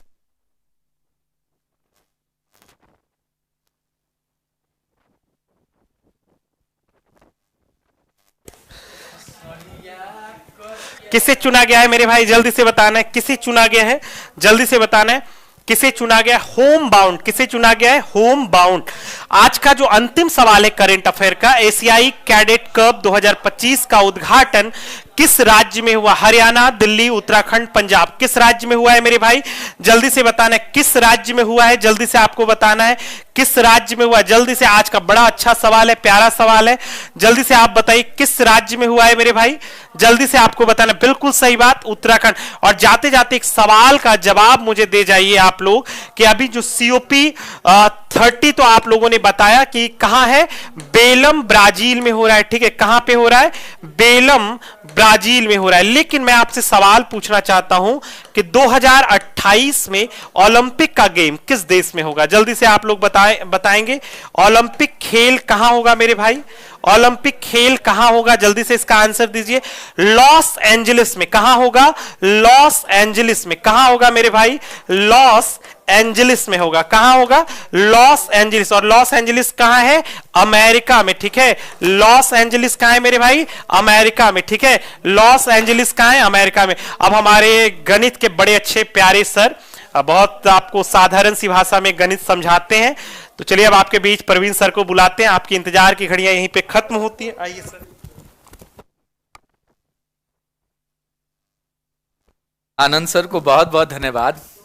और आइए इस महामैराथन के कड़ी को आगे बढ़ाते हुए सबसे पहले तो मैं आप सभी छात्रों को ऑल द बेस्ट करना चाहता हूं, जो भी एग्जाम देंगे। हम सभी शिक्षकों का आपके लिए आशीर्वाद भी है कि आप सभी अच्छा पेपर में करके आए, अच्छे मार्क्स लाएं, ताकि आपकी जो है वह रिजल्ट हो। तो चलिए बिना कुछ देरी के वे सेशन को स्टार्ट करते हैं। और मैथ्स के जो सवाल है आपके सिलेबस के आधार पर, उस सिलेबस के आधार पर हम करने का प्रयास करेंगे। और पहला सवाल आपके स्क्रीन पे आ चुका है, DI से संबंधित सवाल है। ये आपको दिख रहा होगा, HR नहीं दिख रहा होगा तो मैं आपको लिख भी देता हूं। ये HR 8% है। यहां पे IT दे रखा है 15%। अकाउंट्स जो दे रखा है वह दे रखा है 25%। मार्केटिंग जो है वह 22%। मार्केटिंग को विपणन कहा जाता है, हिंदी में हम विपणन कहते हैं, 22%। ये प्रोडक्शन है, मतलब उत्पादन लागत की बात हो रही है, ये 30% है। अब आपको इस सवाल का उत्तर दे देना है कि पाई चार्ट एक कंपनी के विभिन्न विभागों में कुल 800 कर्मचारियों के प्रतिशत वितरण को दर्शाता है। विपणन के क्षेत्र में कितने कर्मचारी काम कर रहे हैं? जी हां, मार्केटिंग के क्षेत्र में। जी हाँ, एप्स पे है, ई बुक वाले सेक्शन में जाएंगे ना तो आपको दिख जाएगा शोभा कुमारी। तो आपसे पूछा है कि मार्केटिंग में कितने लोग काम कर रहे हैं। तो मार्केटिंग में जाहिर सी बात है, जिसको हम विपणन कहते हैं, 22% काम कर रहे हैं। यानी आपको 800 का 22% निकाल देना था। और 800 का जब आप 22% निकाल रहे हैं ना, तो 22 अट्ठे आपका क्या निकल कर आ रहा है? 176। यानी ये सवाल जो है, इस सवाल का सही उत्तर क्या हो जाएगा? डी करेक्ट हो जाएगा। सभी छात्रों के जवाब भी आ रहे हैं, इस सवाल का आंसर डी हो जाएगा, क्योंकि 800 के 22% निकालने की बात यहां पे कही गई थी। अगर हम यहां पर कहें कि सर HR वाला कितना होता तो 800 का 8% होता, सर IT वाला कितना होता तो 800 का 15% होता, या आपसे ऐसा चीज पूछा जाता है कि सर इस परसेंटेज को डिग्री बना दीजिए, तो डिग्री बनाने के लिए हम 18/5 से गुणा करते हैं, ये भी बात आपको बाखूबी पता है। ये सवाल जरा दूसरा नंबर सवाल देखेंगे, बढ़िया सवाल है और इस तरीके के पेपर में सवाल आ सकता है। सवाल देखिए, बड़ा ही सरल तरीका से हम लोग सीखेंगे भी कि इसको हम बनाते कैसे हैं। एक विद्यार्थी ने एक संख्या को 5/4 के स्थान पर 4/5 से गुणा किया। अच्छा, 5/4 से गुणा करना था और उसने गुणा किससे कर दिया? 4/5 से, मतलब उसने गलतियां की है, उसने त्रुटि किया है, मतलब गलती ही तो किया, 5/4 से करना था 4/5 से कर दिया, तो त्रुटि ही तो हुआ। तो कह रहा है गणना में प्रतिशत त्रुटि क्या है, मतलब कितना प्रतिशत उसने त्रुटि किया है, ये सवाल को आपको बताना है जी। अगर मैं बात करूं कि ऐसे सवालों को बनाने के लिए जो सबसे बेस्ट मेथड है वह है कि क्रॉस कर देना है आपको, 50-25 और इधर क्रॉस करेंगे 16। इसका मतलब ये क्या निकल कर आया? ये निकल कर आया कि आना चाहिए था 25 और आ चुका है 16, तो भाई कम लिखा है, त्रुटि किया है, तो वही पूछ रहा है त्रुटि कितना प्रतिशत, तो 9 कम लिखा है कितना में? 25 में, तो इसको प्रतिशत बनाने के लिए 100 से गुणा कर दीजिए। 25 से देखिए 4 से कट रहा है, 9 चौके 36% हो जाएगा। ये सवाल का जो सही आंसर होगा वो ऑप्शन से हमारा ए हो जाएगा। हाँ ठीक, चले। हाँ, तो ये सवाल का जो सही आंसर होगा 5/4 से गुणा करना था, हमने 4/5 से किया है, यानी 25 आना था, आ चुका है 16, तो प्रतिशत त्रुटि कितना है? तो 9/25 गुणे 100, 36% उत्तर होगा। चलिए जरा एक सवाल और करके बताएंगे आप। अगला सवाल चक्रवृद्धि ब्याज का सवाल है। आप सबको पता है कि जब ये वार्षिक संयोजित होता है तो रेट बदलता नहीं है, सेम का सेम ही रह जाता है।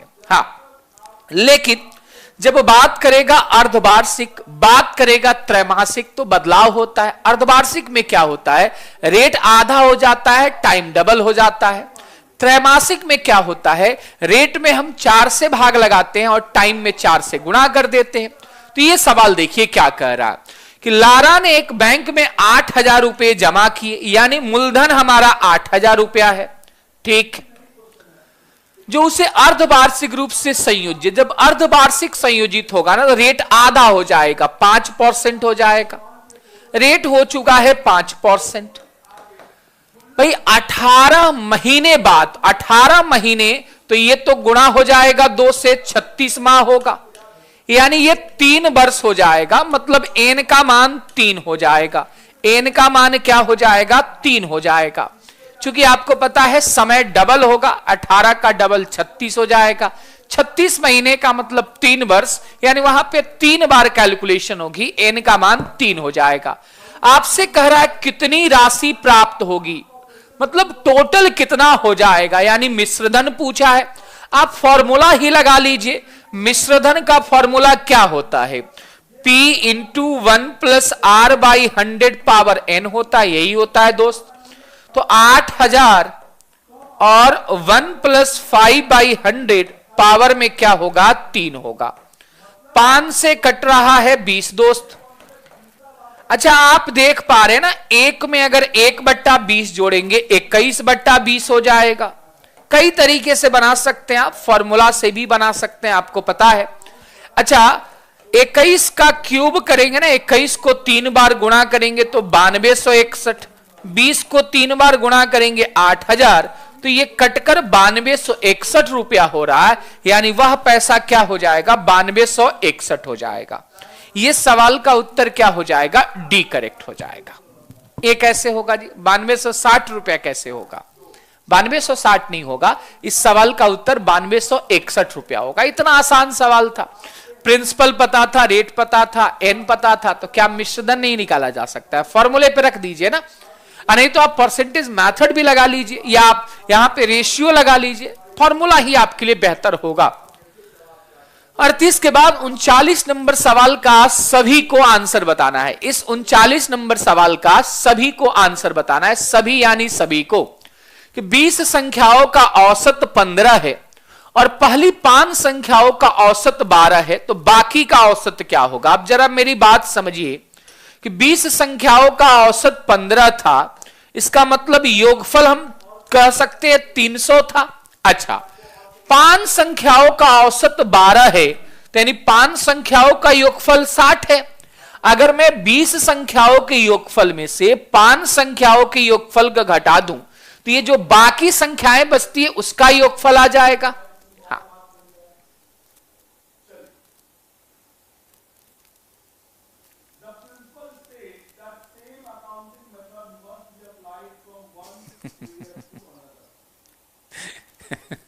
चलिए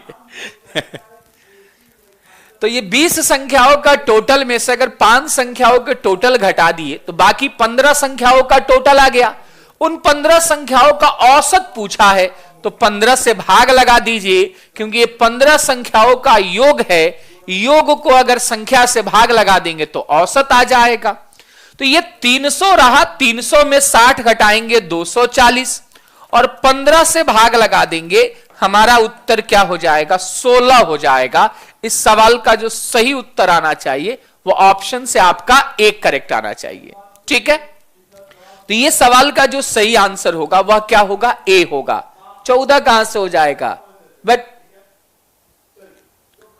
16 आंसर होगा। आगे बढ़ते हैं, ये सवाल जरा देखेंगे। ये सवाल का आपको उत्तर बताना है। बड़ा ही सिंपल सा ये सवाल है। ये सिंपल सा सवाल है, करके बताइए कि राज ने एक शर्ट खरीदी और 25% छूट दिए जाने पर 20 रुपए बचाए।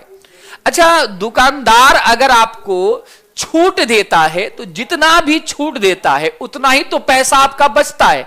जैसे 500 रुपए भाई किसी शर्ट का दाम है और आपको दुकानदार 500 रुपए में बेचना चाहता है, आप कहें कि नहीं भाई हमको डिस्काउंट दो, तो वह अगर 50 रुपए का डिस्काउंट दिया, 50 रुपए का छूट दिया, तो आपका 50 रुपया बचिए तो गया, तो छूट ही तो बचना होता है। तो हम कह रहे हैं कि भाई 25% का छूट दिया, उसने कह रहा है कि भाई 20 रुपए हम बचाए हैं, तो जितना छूट देगा उतना ही तो बचाएगा। तो 25% का मान ही क्या है, 20 है। करा पहले कीमत क्या थी, यानी 100% का मान पूछा है। भाई 4 गुना का मान पूछा जा रहा है, तो 4 गुनी वैल्यू हो जाएगी 80 हो जाएगी। इस सवाल का उत्तर ऑप्शन से बी हो जाएगा। हाँ, ठीक है, तो ये सवाल का उत्तर क्या हो जाएगा, ये सवाल का उत्तर 80 हो जाएगा। आगे बढ़ते हैं अगले सवाल पे। भाई एक आपके पास बार ग्राफ का सवाल है, जरा करते हैं। दिया गया बार ग्राफ 6 वर्ष की अवधि में 2 स्कूलों के छात्रों की संख्या को दर्शाता है।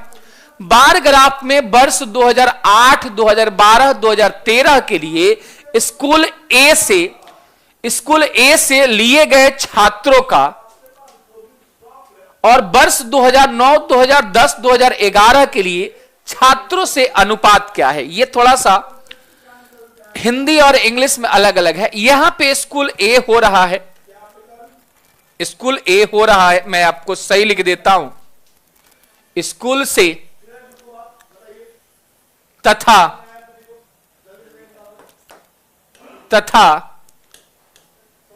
स्कूल बी, यहां पे बी होगा। मतलब कह क्या रहा है, स्कूल ए का आपको लेना है 2008, 2012, 13 और स्कूल बी का लेना है 2009, 2011 और इन छात्रों का आपको अनुपात बताना है।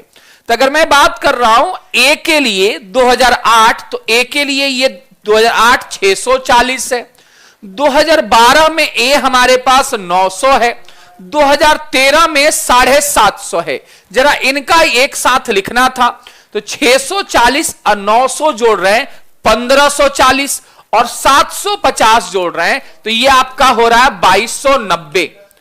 वैसे ही बी का आपको निकालना था, किसका किसका, तो 2009, 2010, 2011, तो 2009 का बी 820 है, 2010 का बी 600 है, 2011 का बी 750 है। तो जरा इसको जोड़ लेते हैं। 8 6 14 14 7 21 20 50 20 70, ये हो रहा है 2170। कह रहा इसके साथ इसका अनुपात क्या है, तो 0 0 कट रहा है भाई साहब, अनुपात आ रहा है 229 अनुपात 217। आंसर आपका क्या हो रहा है, बी करेक्ट हो रहा है। जी हाँ, तो ये सवाल का जो आंसर आ रहा है वह क्या आ रहा है, बी आ रहा है। भाई बिहार जीविका भर्ती की बैच है, अगर अभी तक नहीं लिए ले लीजिएगा। एक और सवाल हमें देखना है, टैबुलेशन से संबंधित है कि निम्नलिखित तालिका का अध्ययन कीजिए और प्रश्न का उत्तर दीजिए। 5 वर्षों 2014 से 2018 में 4 विद्यालयों QRS एवं T से वार्षिक परीक्षा में उपस्थित हुए और उत्तीर्ण छात्रों की दर्शाया गया है। मतलब उपस्थित के लिए A लिखा गया है, उत्तीर्ण के लिए P लिखा गया है। सवाल क्या कह रहा है कि 2014 और 2018 में स्कूल Q से उत्तीर्ण छात्रों की संख्या, भाई स्कूल Q की बात कर रहा है और ईयर कह रहा है 2014 और 2018, उत्तीर्ण की बात कर रहा है मतलब P वाला डाटा, यानी 240 और 320, इनको जोड़ेंगे तो आएगा ये 660। 240 और 320 क्या होगा, 560 होगा। जोड़ रहे हैं तो ये आ रहा है हमारा 560, ठीक है। फिर कह रहा है हमसे 2017 में स्कूल R और S से उपस्थित छात्र, मतलब A वाले की बात कर रहा है। अच्छा, स्कूल R और स्कूल S का हमें क्या लेना है, 2017, ये 2017 लेना है। तो 2017 में अगर R से उपस्थित छात्र देख रहे हैं तो 420, S में उपस्थित छात्र देख रहे हैं तो 380, इन दोनों को हम जोड़ रहे हैं तो ये हो रहा 800। सवाल क्या कह रहा है, से कितना प्रतिशत कम है, ये जो 560 है 800 से कितना प्रतिशत कम है। तो इसको आप छोटा कर लीजिए, पहले 0 से 0 काट दीजिए, 8 से 7 हुआ, 8 से 10 हुआ। यहां पे पता करिए कितना प्रतिशत कम है, तो ये दिख रहा 3 कम है, किस से, 10 से गुणे 100, यानी आपका आंसर क्या हो जाएगा, 30% हो जाएगा। जी हां, इस सवाल का जो सही आंसर होगा वो 30% हो जाएगा। हाँ, नहीं, ए से अब्सेंट की बात नहीं हो रही है भाई, मेरे सवाल में जो कह रहा है उसको ना फॉलो करेंगे। ये कह रहा है उपस्थित को ए समझना है और उत्तीर्ण को पी समझना है। हालांकि हम जब स्कूल में जाते हैं तो अब्सेंट के लिए ए लगा होता है, बट ठीक है, जैसा कह रहा हम उसके अनुसार बढ़ रहे हैं। ये सवाल का उत्तर भाई सभी के तरफ से आ जाना चाहिए। एक छोटा सा सवाल है और मैं चाहूंगा कि ये सवाल का उत्तर कोई गलत ना करे। 4 के पावर 3.5 है, तो 4 को हम 2 के पावर 2 लिख सकते हैं। पावर गुणा होता है तो 2 3.5 गुणा हो जाएगा। यहां पे है 2 के पावर 5, सर 2 3.5 गुणा होगा 7 होगा। यहां पे है 2 के पावर 5। अब जरा गौर करेंगे कि 2 के पावर 7 का मतलब 2 7 बार लिखा हुआ है और यहां पे 2 5 बार लिखा हुआ है, तो इसको काटेगा तो 2 2 बार बच जाएगा। यहां पे हमारे पास 4, यहां पे कुछ नहीं है तो 1, यानी ये सवाल का उत्तर हो जाएगा 4:1। तो बी आंसर इस सवाल का करेक्ट हो जाएगा। एक सवाल है उम्र से संबंधित प्रश्न है, जरा इसको आप ऑप्शन से ही बना दीजिए, कोई जरूरत नहीं आपको दूसरे तरीके से जाने का कि 15 वर्ष बाद एक व्यक्ति की आयु 15 वर्ष पहले उसकी आयु की केवल 4 गुनी होगी। अच्छा, मैं अगर 15 वर्ष पहले कहूं तो 3 साल होगा, 15 वर्ष बाद कहूं तो 33 वर्ष होगा। क्या ये 4 गुनी है? नहीं है, तो ये नहीं होगा। अगर मैं यहां पे 15 साल पहले कहूं तो 15 साल उम्र होगा, 15 साल बाद कहूं तो 45 साल उम्र होगा। क्या इसका ये 4 गुना है? नहीं, 4 गुना है। यहां पे चलिए 15 साल पहले की बात करूं तो 15 साल पहले ये हो जाएगा 50 वर्ष। 15 साल पहले की बात करूं तो ये होगा 20 वर्ष। क्या 4 गुना है? नहीं है, तो ये सवाल का कोई भी उत्तर नहीं होगा, डी होगा। तरीके से अगर आप बनाएंगे तो x मान लीजिए तो 15 साल बाद x + 15 होगा, 15 साल पहले x - 15 होगा। इसका ये 4 गुना होना चाहिए, तो x + 15 बराबर 4x माइनस 60 हो रहा है। सर 60 को इधर भेज दीजिए तो 15 में जुटकर 75, x को इधर भेज दीजिए 3x, तो x का मान 25 हो रहा है। भाई कहीं भी ऑप्शन में नहीं है, तो उत्तर हमारा डी हो जाएगा। एक लास्ट सवाल है, जिस सवाल का उत्तर आप सबको कमेंट बॉक्स में टाइप कर देना है। जी हाँ, ये सवाल का जो उत्तर है इसको कमेंट बॉक्स में आप सबको टाइप कर देना है कि ये सवाल का सही आंसर क्या होगा।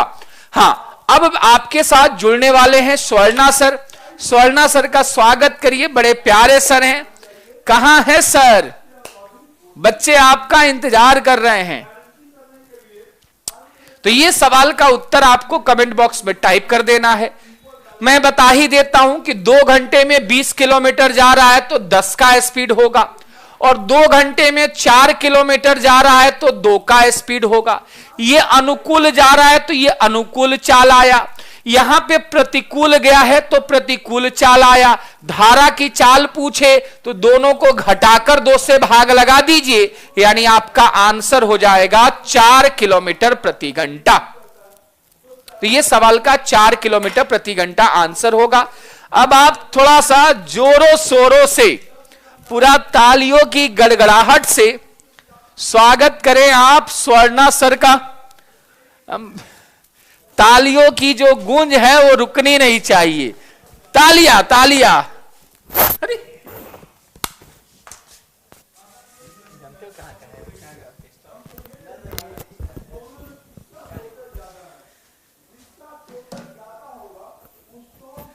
चलिए साथियों नमस्कार, आप सभी का स्वागत है आपके अपने लोकप्रिय चैनल द ऑफिसर्स एकेडमी में। साथियों आप सबको पता है कि डेली ये क्लासेस, शाम का मैराथन जो है ये आपका चलता है और बहुत ही शानदार प्रश्न रहता है जिसमें बहुत कुछ आपको सीखने को भी मिलता है। अभी आप प्रवीण सर से बेहतरीन मैथ्स के क्वेश्चन को देख रहे थे, अब हम आपको साइंस की दुनिया में ले चलेंगे और साइंस के साथियों जो है बेहतरीन सवाल को बताएंगे। चलिए तो सभी लोग फटाफट आंसर भी कमेंट करने का प्रयास करिएगा। एक एक प्रश्न साथियों यहां पर बहुत ज्यादा महत्वपूर्ण होगा आपके एग्जाम के दृष्टिकोण से। तो किसी भी परिस्थिति में आप सबको पता है साथियों कि जब बेहतरीन क्वेश्चन के लिए आपको क्लास करने की आवश्यकता होती है, मन में लगता है कि हमें क्वेश्चन का डिस्कशन करनी चाहिए, तो एकमात्र संस्थान पूरे भारतवर्ष में आपको नजर आती है, वो है द ऑफिसर्स एकेडमी। चलिए साथियों तो उसी में आप जुड़ चुके हैं, यदि नए हैं तो चैनल को आप लोग सब्सक्राइब जरूर कर लीजिएगा। चलिए साथियों पहले प्रश्न की बात करते हैं। सबसे पहला प्रश्न साथियों कहता है कि ट्रैफिक पुलिस अपने ड्यूटी में, ध्यान रखिएगा साथियों प्रश्न क्या कहता है कि ट्रैफिक पुलिस जो है अपने ड्यूटी में मास्क का उपयोग करता है किस प्रदूषण के कारण। साथियों ये आपने पढ़ा होगा साथियों, क्लास 6 की एनसीईआरटी आपने देखा होगा। क्लास 6 की एनसीईआरटी यदि आपने पढ़ा होगा तो उसी में साथियों जो है इसके बारे में प्रश्न पूछा गया था। तो और ध्यान रखिएगा ट्रैफिक पुलिस जब ड्यूटी में मास्क का उपयोग करता है तो वह अपने आप को जो है वायु प्रदूषण से बचाता है, क्योंकि आपको पता है यदि वो खुला रहेगा तो वायुमंडल में बहुत ज्यादा प्रदूषण होता है। ट्रैफिक पे आपके पास आप सबको पता है साथियों की बहुत ज्यादा मात्रा में जो है एयर पॉल्यूशन होता है, मतलब कि वायुमंडल में कार्बन डाइऑक्साइड है, कार्बन मोनोऑक्साइड, विभिन्न प्रकार की गैसेस रहती है, और जब वो श्वसन क्रिया के माध्यम से बॉडी के अंदर चला जाता है तो उससे साथियों जानते हैं कार्बोक्सी हीमोग्लोबिन का निर्माण करता है। जब वो कार्बन मोनोऑक्साइड बॉडी के अंदर जाता है तो कार्बोक्सी हीमोग्लोबिन का निर्माण होता है, जिससे व्यक्ति की मौत भी हो सकती है। तो उसी से बचने के लिए साथियों जो है क्या किया जाता है, नहीं मास्क का उपयोग किया जाता है। चलिए तो आपका आंसर यहां से क्या हो जाएगा, वायु प्रदूषण हो जाएगा। इस बात को ध्यान रखिए, अर्थात वायुमंडल में कार्बन डाइऑक्साइड की मात्रा, कार्बन मोनोऑक्साइड की मात्रा, सल्फर डाइऑक्साइड की मात्रा जब अधिक हो जाती है तो इस प्रकार के उत्पन्न प्रदूषण को ही साथियों जो है वायु प्रदूषण अर्थात एयर पॉल्यूशन के नाम से जाना जाता है। चलिए तो साथियों आंसर आपका विकल्प ए हो जाएगा। अब यदि ध्वनि प्रदूषण की बात करेंगे, जब ये साथियों वायुमंडल में ध्वनि प्रदूषण हो जाता है तो इससे व्यक्ति को बहुत ज्यादा चिड़चिड़ापन आ जाता है, नहीं बहुत ज्यादा जो है मानसिक तनाव हो जाता है, बहुत ज्यादा थकावट महसूस होता है। इसलिए जब कोई बाजार में लोग निकलता है तो वहां से आने के बाद काफी थकावट महसूस होती है, क्योंकि ध्वनि प्रदूषण जो है वह उसके बॉडी को बहुत ज्यादा क्या करता है, हार्म पहुंचाने का काम करता है। तापीय प्रदूषण से क्या होगा साथियों, जब तापीय प्रदूषण होता है तो इस तापीय प्रदूषण साथियों क्या होता है कि पृथ्वी धीरे धीरे गर्म होती चली जाती है, और इस तरीके से लगातार यदि तापीय प्रदूषण बढ़ता जाएगा तो ग्लोबल वार्मिंग की संभावनाएं भी साथियों हो सकती है। और मृदा प्रदूषण की बात करेंगे, जब मृदा प्रदूषण होता है तो इससे साथियों पैदावार जो है, इससे साथियों पैदावार जो है ये कम हो जाता है, इससे पैदावार कम हो जाता है। तापीय प्रदूषण साथियों जो है यह आपका ग्लोबल वार्मिंग की शिकायत होती है। ध्वनि प्रदूषण से साथियों जो है मानसिक तनाव साथियों जो है यह आपका मानसिक तनाव आ जाता है, तनाव आ जाता है साथियों। हाइपर टेंशन, हाइपर साथियों जो है टेंशन जो है उत्पन्न हो जाता है। इस तरह के तरीके से विभिन्न तरह की समस्याएं साथियों आ जाती है। चलिए तो आज का आंसर साथियों विकल्प ए हो जाएगा। विकल्प A is right answer of this question. अगला प्रश्न है कि पानी में मिली मिट्टी को अलग करने के लिए किसका उपयोग सबसे सटीक होगा। पानी में मिली मिट्टी की बात करेंगे साथियों तो ध्यान रखिएगा, पानी में मिले यदि मिट्टी की बात करते हैं साथियों तो ध्यान रखिएगा, पानी में मिली मिट्टी को अलग करने के लिए जो है अवसादन विधि का प्रयोग किया जाता है। क्योंकि मिट्टी का कण यदि भारी होता है और मिट्टी का कण भारी होने के कारण धीरे धीरे क्या होता है, यह आपको पेंदी में बैठ जाता है। मिट्टी का कण साथियों भारी होता है और यह साथियों पेंदी में क्या हो जाता है, पेंदी में बैठ जाता है। पेंदी में बैठ जाता मतलब क्या, अवसाद जमा हो जाता है। मतलब साथियों जो है यह आपका ध्यान रखिएगा, अवसाद जमा हो जाता है, अवसाद जमा हो जाता है, इस बात को ध्यान रखिएगा। अतः इस प्रक्रिया के बारे में बात करता है कि इस प्रक्रिया को क्या कहा जाता है, तो इसे अवसादन की घटना कहा जाता है। चलिए सभी लोग एक बार आंसर कमेंट कर दीजिएगा। जितने भी हमारे प्यारे साथी सभी लोग देख रहे हैं, सभी लोग एक बार तेजी से आंसर कमेंट कर दीजिएगा। विकल्प C is right answer of this question. साथियों आपके इस प्रश्न का जो सही जवाब हो जाएगा वह विकल्प सी हो जाएगा। यदि हम आसवन की बात करेंगे तो आसवन से साथियों जल का शुद्धिकरण होता है। कई बार एग्जाम में क्वेश्चन पूछा गया है कि जल का शुद्धिकरण करने के लिए किस विधि का प्रयोग किया जाता है, तो आसवन विधि का प्रयोग किया जाता है। चालन की बात किया जाएगा, ध्यान रखिएगा। चालन में क्या होता है कि धान या फिर गेहूं में यदि छोटा छोटा कंकर पत्थर रहेगा, छोटा छोटा साथियों यदि कंकर पत्थर रहता है, कंकर पत्थर यदि रहता है तो उसको अलग करने के लिए साथियों किसका प्रयोग करते हैं, तो उसको अलग करने के लिए साथियों जो है हम चालन विधि का प्रयोग करते हैं। चलिए तो आपका आंसर यहां से क्लियर हो चुका है, आपका आंसर यहां से विकल्प सी हो जाएगा। सभी लोग फटाफट आंसर कमेंट करिएगा। हर एक प्रश्न आपके एग्जाम के दृष्टिकोण से साथियों काफी ज्यादा महत्वपूर्ण है, इसलिए आंसर कमेंट जरूर करिए। आपका आंसर यहां से अवसादन हो जाएगा।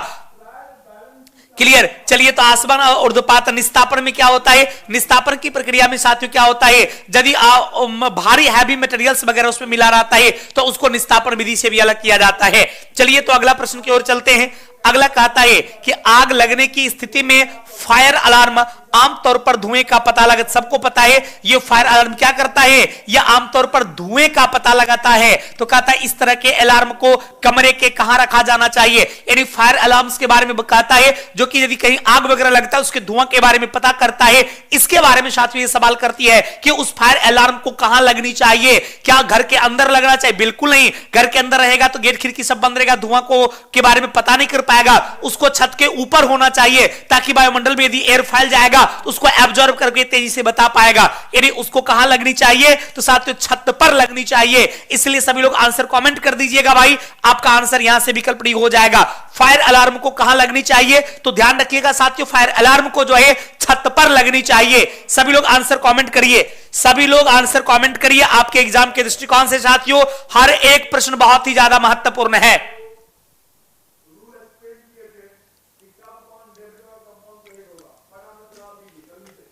हर एक प्रश्न साथियों बहुत ज्यादा महत्वपूर्ण है, इसलिए एक एक प्रश्नों का जो सही जवाब है, सही उत्तर जो है साथियों आंसर कमेंट करिएगा, इसको छत पर लगनी चाहिए। अगले प्रश्न से पहले साथियों मैं बता दूं कि बिहार जीविका भर्ती परीक्षा के लिए जो है तमाम पोस्ट के लिए बैचेज ऑलरेडी चल रही है। यदि इनमें से किसी पोस्ट के लिए आप एडमिशन लेना चाहते हैं तो आप बिल्कुल ले सकते हैं, अभी भी आपके पास वक्त है। आप जो है इस मैराथन समय के बाद, मैराथन के टाइम के बाद कभी भी आप समय निकालकर इस बैच को रिवीजन कर सकते हैं। और इतनी कम फी में आपको रिवीजन करवाया जाता है, पूरी सिलेबस बिहार जीविका भर्ती का जितनी कम फी में साथियों वन टाइम आप भोजन भी किसी भी आप होटल में जाकर रेस्टोरेंट में जाकर आप नहीं कर सकते हैं। तो समझिए इतनी कम फी में आपको पढ़ाया जाता है, तो आप इस बैच को जरूर ज्वाइन कर लेंगे। चलिए साथियों अगला प्रश्न कहता है कि सहसंयोजक बंधन दो परमाणुओं के बीच इलेक्ट्रॉनों की साझेदारी के परिणाम स्वरूप निर्मित होता है ताकि दोनों पूरी तरीके से भरे हुए डैश कोष को प्राप्त कर सकता है। साथियों सहसंयोजक बंधन जो होता है इसमें दो तत्वों के बीच में क्या होता है, इलेक्ट्रॉनों की पार्टनरशिप होती है। जैसे मान लीजिए ये ऑक्सीजन है और ये ऑक्सीजन के साथ जुड़ेगा तो ये क्या करता है, दोनों के साथ जो है दो जोड़े इलेक्ट्रॉनों की पार्टनरशिप करता है और इस तरीके से O2 का निर्माण करता है। आखिर ये पार्टनरशिप क्यों करता है, तो जैसे इसके लास्ट में 6 इलेक्ट्रॉन है, यदि ये इसके साथ पार्टनरशिप कर लिया और ये इसके साथ पार्टनरशिप कर लिया तो दोनों का जो बाह्यतम कक्षा है, दोनों का साथियों जो है बाह्यतम कक्षा है, ये बाह्यतम कक्षा साथियों जो है ये पूर्ण हो जाता है। दोनों का साथियों बाह्यतम कक्षा जो है ये पूर्ण हो जाता है। अतः बाह्यतम कक्षा को पूर्ण करने के लिए ही साथियों जो है ये इलेक्ट्रॉनों की पार्टनरशिप करता है, साझेदारी करता है। इसलिए साथियों आपका आंसर क्या होगा, भरे हुए बाहरी कक्षा जो है, भरे हुए साथियों जो है बाह्यतम कक्षा जो है, इस बाह्यतम कक्षा को जो है पूर्ण करने के लिए साथियों जो है इलेक्ट्रॉनों की पार्टनरशिप की जाती है, अर्थात साथियों इलेक्ट्रॉनों की साझेदारी की जाती है। इसलिए आपका आंसर भाई क्या हो जाएगा, तो आंसर आपका साथियों विकल्प ए हो जाएगा, यानी विकल्प A is right answer of this question. जितने भी प्यारे साथी हैं सभी लोग फटाफट आंसर कमेंट करिएगा कि कोई भी तत्व जो अपने आप का अष्टक पूरा करता है तो इस अष्टक को पूरा करने के लिए साथियों क्या करता है, दो तत्वों के बीच इलेक्ट्रॉनों की पार्टनरशिप करती है, इलेक्ट्रॉनों की साझेदारी करती है। और साझेदारी का एकमात्र उद्देश्य क्या है, तो उद्देश्य है साथियों अपने अष्टक को पूरा करना, अर्थात अपनी बाहरी कक्षा में 8 इलेक्ट्रॉन को पूरा करने के लिए तत्व इलेक्ट्रॉन का त्याग भी करता है, इलेक्ट्रॉन को ग्रहण भी करता है या फिर इलेक्ट्रॉनों की पार्टनरशिप भी करती है। तो आंसर आपका साथियों विकल्प ए हो जाएगा, यानी बाहरी कक्षा में इलेक्ट्रॉन को पूरा करने के लिए। अगला प्रश्न है कि निम्नलिखित में से कौन सा आयनिक यौगिक नहीं है। साथियों आयनिक यौगिक का मतलब क्या होता है पता है, जो धातु और अधातु के बीच बनता है, धातु और अधातु के बीच, ध्यान रखिएगा साथियों कि धातु और अधातु के बीच जो बाउंड बनता है, जो यौगिक बनता है, उस यौगिक को आयनिक यौगिक कहा जाता है। लेकिन ये नहीं के बारे में पूछा था, इसका मतलब है कि जो आयनिक यौगिक नहीं होगा इसके बारे में बताना है। जैसे KCl की बात करेंगे ये आयनिक यौगिक है, लेकिन HCl जो है आयनिक यौगिक नहीं है, CCl4 आयनिक यौगिक नहीं है, लेकिन सोडियम क्लोराइड क्या है, तो ये आयनिक यौगिक है। चूंकि नहीं के बारे में पूछा था इसलिए दूसरा और तीसरा इसका आंसर हो जाएगा। चलिए दूसरा और तीसरा किस विकल्प में भाई, तो आपका विकल्प बी में है, यानी आपके इस प्रश्न का जवाब क्या हो जाएगा, तो विकल्प B is right answer of this question. और साथियों मैं आपको बता दूं यदि HCl और CCl4 की बात करते हैं तो ये दोनों का दोनों क्या है पता है, ये दोनों का दोनों जो है आपका सहसंयोजक बंधन है। कैसा बंधन प्यारे साथियों, तो ध्यान रखिएगा ये दोनों का दोनों जो है सहसंयोजक बंधन है।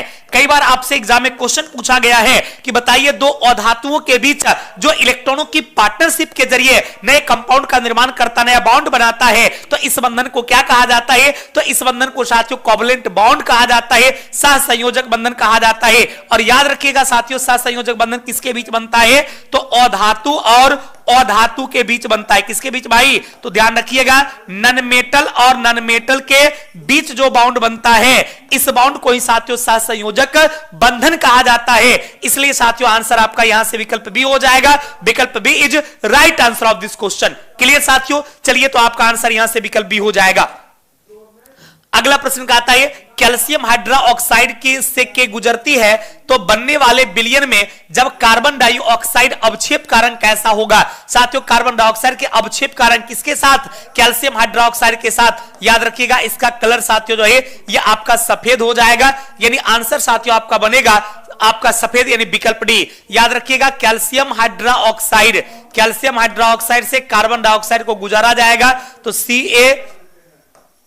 CO3 का निर्माण होता है प्लस H2O का भी निर्माण होता है।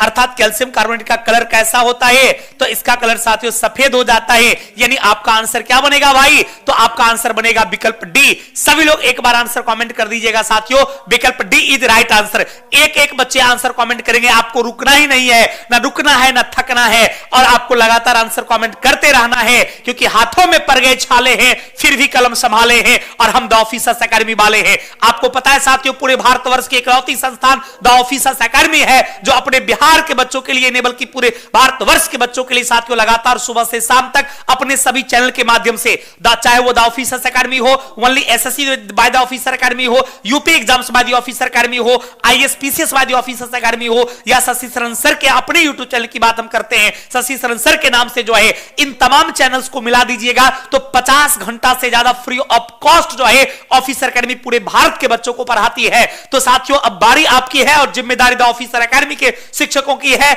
इस जिम्मेदारी पर हम खड़ा उतरेंगे। बस आप लोगों को लगातार एक एक प्रश्न को समझते जाना है, सीखते जाना है और लगातार आपको आंसर भी लगातार कमेंट करते रहना है। क्लियर साथियों? चलिए सभी लोग आंसर कमेंट कर दीजिएगा। विकल्प D is right answer of this question. अगला प्रश्न कहता है परमानेंट मैग्नेट के बारे में कि अस्थायी चुंबक साथियों किसका बना होता है। तो ध्यान रखिएगा, अस्थायी चुंबक की बात करते हैं। परमानेंट मैग्नेट साथियों जो है ये स्टील का बना होता है। किसका भाई? तो ध्यान रखिएगा, अस्थायी चुंबक की बात करता है तो अस्थायी चुंबक साथियों जो है ये इस्पात का बना होता है। और याद रखिएगा, यदि अस्थायी चुंबक की बात करता है, टेम्पोररी मैग्नेट की बात करता है, तो ध्यान रखिएगा साथियों ये टेम्पोररी मैग्नेट जो है ये आपको नर्म लोहे का बना होता है। किसका भाई? तो ध्यान रखिएगा, नर्म लोहे का बना होता है। टेम्पोररी मैग्नेट किसका बना होता है? तो टेम्पोररी मैग्नेट साथियों जो है नर्म लोहे का बना होता है। और परमानेंट मैग्नेट की बात करेंगे, अस्थायी चुंबक की बात करेंगे, ये साथियों इस्पात का बना होता है, यानी साथियों स्टील का बना होता है। क्लियर ना? तो सभी लोग आंसर कमेंट करिएगा। आपके एग्जाम के दृष्टिकोण से प्रत्येक प्रश्न जो है बहुत ही ज्यादा महत्वपूर्ण है। यदि अस्थायी चुंबक की बात करेंगे साथियों तो यह नरम लोहे का बनेगा और स्टील का बनेगा। कौन? Permanent magnet. और याद रखिएगा मैग्नेट में साथियों दो पोल होता है, एक नॉर्थ पोल और साउथ पोल। याद रखिएगा इसके पोल के पास साथियों मैग्नेट में अट्रैक्शन सबसे ज्यादा होता है और पोल साथियों किनारे से परे होता है और इसके बीच में आकर्षण नहीं होता है। यह सब बिंदु को भी दिमाग में रखिएगा, कई बार इस तरह का एग्जाम में सवाल भी पूछा गया है। क्लियर? चलिए भाई अगला प्रश्न निम्नलिखित में से अवतल लेंस किस प्रकार का प्रतिबिंब बनाता है। साथियों अवतल लेंस जो है वास्तविक प्रतिबिंब नहीं बनाता बाबू। अवतल लेंस जो है यह आभासी या सीधा प्रतिबिंब बनाता है। आभासी और सीधा बनाता है। आभासी मतलब क्या? काल्पनिक। याद रखिएगा ये साथियों काल्पनिक प्रतिबिंब बनाता है और काल्पनिक प्रतिबिंब हमेशा, याद रखिएगा काल्पनिक प्रतिबिंब हमेशा जो है ये साथियों आपको सीधा ही होता है। लेकिन जब हम वास्तविक और उल्टा की बात करेंगे तो आपका उत्तल लेंस के बारे में यदि बात करता है कि बताइए उत्तल लेंस किस प्रकार का प्रतिबिंब बनाता है, तो साथियों ध्यान रखिएगा उत्तल लेंस जो होता है यह वास्तविक और उल्टा प्रतिबिंब बनाता है। याद रखिएगा वास्तविक प्रतिबिंब जो है यह उल्टा होता है। आभासी और काल्पनिक प्रतिबिंब की बात करेंगे तो आभासी और काल्पनिक प्रतिबिंब साथियों जो है ये क्या होता है? आभासी या काल्पनिक प्रतिबिंब जो है ये आपका सीधा होता है। इस बात को बिल्कुल साथियों दिमाग में रखिएगा। चलिए एक एक प्रश्न का आंसर कमेंट करिएगा। उत्तल लेंस की बात करेगा तो वास्तविक और उल्टा बनेगा। अवतल लेंस की बात करेगा तो आभासी और सीधा बनेगा। क्लियर ना? हेलो, हाँ बोल दो सर को बस। चलिए तो आपका आंसर साथियों यहां से विकल्प बी हो गया। अगला प्रश्न कहता है कि ऊर्जा संरक्षण का नियम क्या कहता है। साथियों ऊर्जा संरक्षण का नियम जो है यानी does the law of conservation of energy से, मतलब ऊर्जा संरक्षण के नियम के बारे में कहता है, ये कहता है कि ऊर्जा जो है ऊर्जा को ना तो उत्पन्न किया जा सकता है, ना तो उत्पन्न किया जा सकता है और ना ही नष्ट किया जा सकता है, ना ही नष्ट किया जा सकता है। इस बात को ध्यान रखिएगा। सिर्फ ऊर्जा को क्या किया जाता है?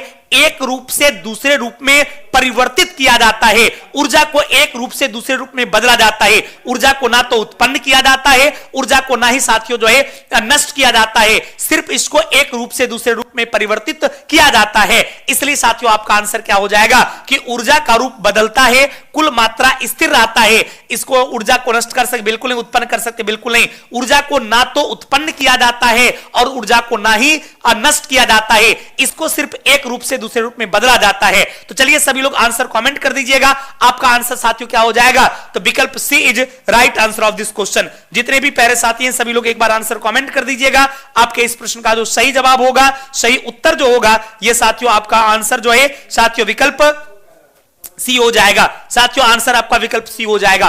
अगला लेंस की क्षमता का एसआई मात्रक, पावर ऑफ लेंस की बात करेगा तो आपको डायोप्टर हो जाएगा। लेंस की क्षमता का एसआई मात्रक साथ डायोप्टर होता है, क्योंकि लेंस की क्षमता जो को पी से डिनोट किया और पी बराबर फॉर्मूला था 1/f। यानी लेंस की क्षमता साथियों जो है यह आपका फोकल दूरी का व्युत्क्रमानुपाती होता है, इसलिए ध्यान रखिएगा लेंस की क्षमता को पी से डिनोट किया जाता है। और जब भी आपसे पावर का पूछेगा तो आपका आंसर डायोप्टर हो जाएगा, डायोप्टर हो जाएगा। यह मीटर साथियों जो है लंबाई का एसआई मात्रक, लंबाई का एसआई मात्रक मीटर होता है। साथियों जूल की बात करेगा तो कार्य का एसआई मात्रक जूल होता है, या फिर ध्यान रखिएगा ऊर्जा का भी एसआई मात्रक साथियों जूल होता है। और शक्ति की मात्रक की बात करेंगे, शक्ति के एसआई मात्रक की बात करेंगे तो शक्ति का मात्रक साथियों क्या होता है, वाट होता है। चलिए तो आपका आंसर क्या हो जाएगा भाई, आंसर आपका विकल्प बी हो जाएगा, dioptre is right answer of this question.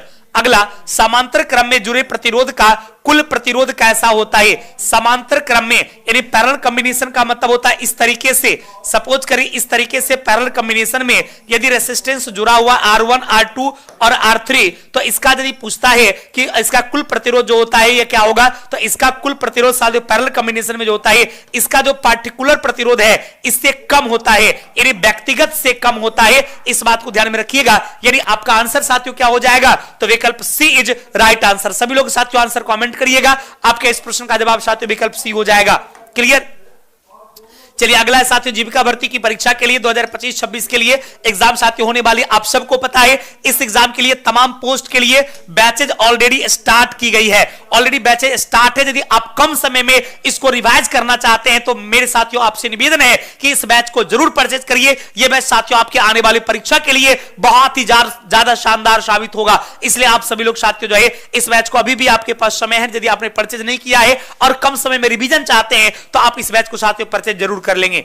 अगला क्वेश्चन है कि राइबोसोम निम्नलिखित में से किसके लिए कार्यस्थल है। राइबोसोम साथियों जो है इसको प्रोटीन की फैक्ट्री मानी जाती है, याद रखिएगा इसको प्रोटीन की जो है फैक्ट्री कहा जाता है, प्रोटीन की साथियों जो है फैक्ट्री कहा जाता है, यानी आंसर हो जाएगा प्रोटीन संश्लेषण के लिए राइबोसोम को प्रोटीन की फैक्ट्री कहा जाता है। इस बात को बिल्कुल ध्यान में रखिएगा।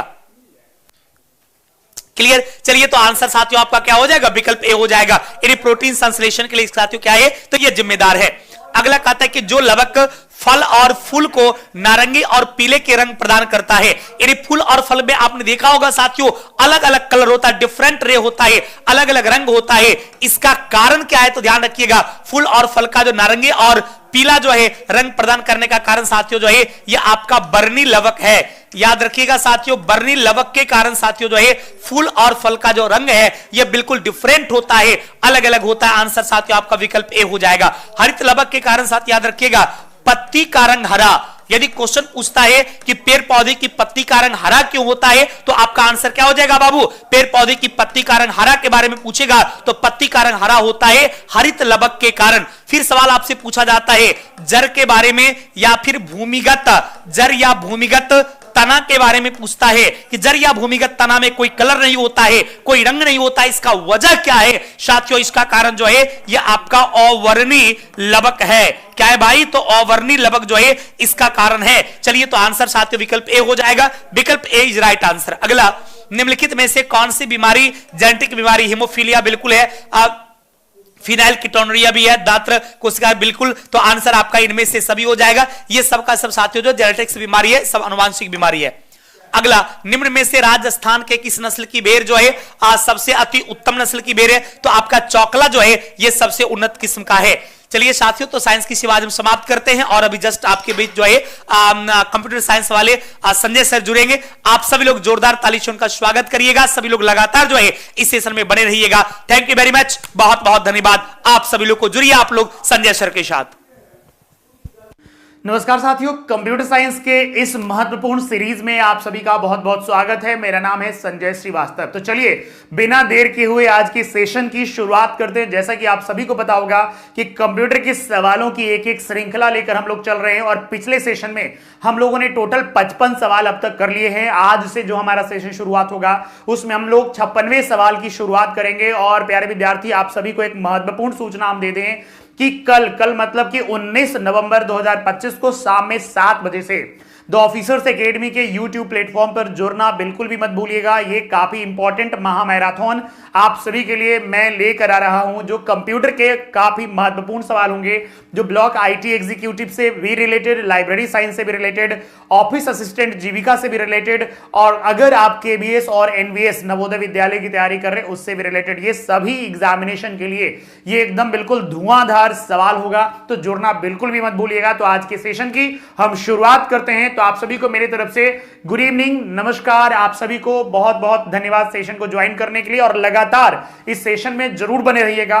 ध्यान रखिएगा, हम आपके सारे कमेंट लेंगे एक एक करके। पहले हम मैक्सिमम जितना भी सवाल चाहें उतना सवाल कर लेते हैं। चलिए, आज के सेशन का सबसे पहला सवाल ध्यान दीजिएगा, लिखा ये गया है। सबसे पहला सवाल ये लिखा गया है कि एमएस एक्सेस प्यारे बच्चे क्या है। ध्यान रखिएगा, एमएस एक्सेस क्या है। पहला है कि सिस्टम सॉफ्टवेयर है, ब्राउजर है, डेटाबेस है, या फिर पॉइंटिंग डिवाइस है। आपको बताना है कि एमएस एक्सेस क्या है। ध्यान रखिएगा, एमएस एक्सेस क्या है। एमएस एक्सेस एक डेटाबेस सॉफ्टवेयर का पार्ट होता है, जिसे हम एप्लीकेशन सॉफ्टवेयर कहते हैं। ध्यान दीजिएगा, एप्लीकेशन।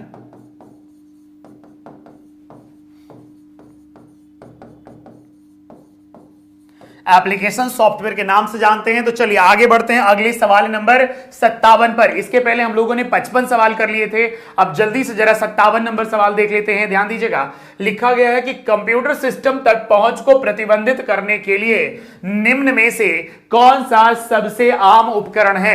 निम्न में से कौन सा सबसे आम उपकरण है। तो सबसे पहला ऑप्शन है यूजर लॉगिन, दूसरा ऑप्शन है computer keys, next is access control software, और अगला है पासवर्ड। ध्यान दीजिएगा, और लास्ट ऑप्शन जो दिया गया है वो है इनमें से कोई भी नहीं। कमेंट को लगातार करते रहिएगा। आप में से बहुत ऐसे बच्चे हैं जो, ध्यान रखिएगा, वो सारे लोग हेजिटेशन के कारण सवालों के उत्तर नहीं दे पाते हैं। लेकिन ध्यान दीजिएगा, कोई हेजिटेशन मत रखिए। आप में से जितने भी विद्यार्थी अभी सेशन को देख रहे हैं, जितने भी ऐसे विद्यार्थी सेशन को देख रहे हैं, खुशबू, अभिषेक, नितिन, आप सभी का बहुत बहुत स्वागत है। और ध्यान रखिएगा, कल मींस कि 19 तारीख से जीविका भर्ती 2025 का एग्जाम शुरू हो जाएगा, जिसमें आपको बता दें कि 20 तारीख का जो डेट है वो है ब्लॉक आईटी एग्जीक्यूटिव वालों के लिए। और ब्लॉक आईटी एग्जीक्यूटिव वाले कल शाम में 7 बजे जुड़ना बिल्कुल भी मत भूलिएगा। और यहां पर लिखा क्या गया है कि which of the following is the most common tool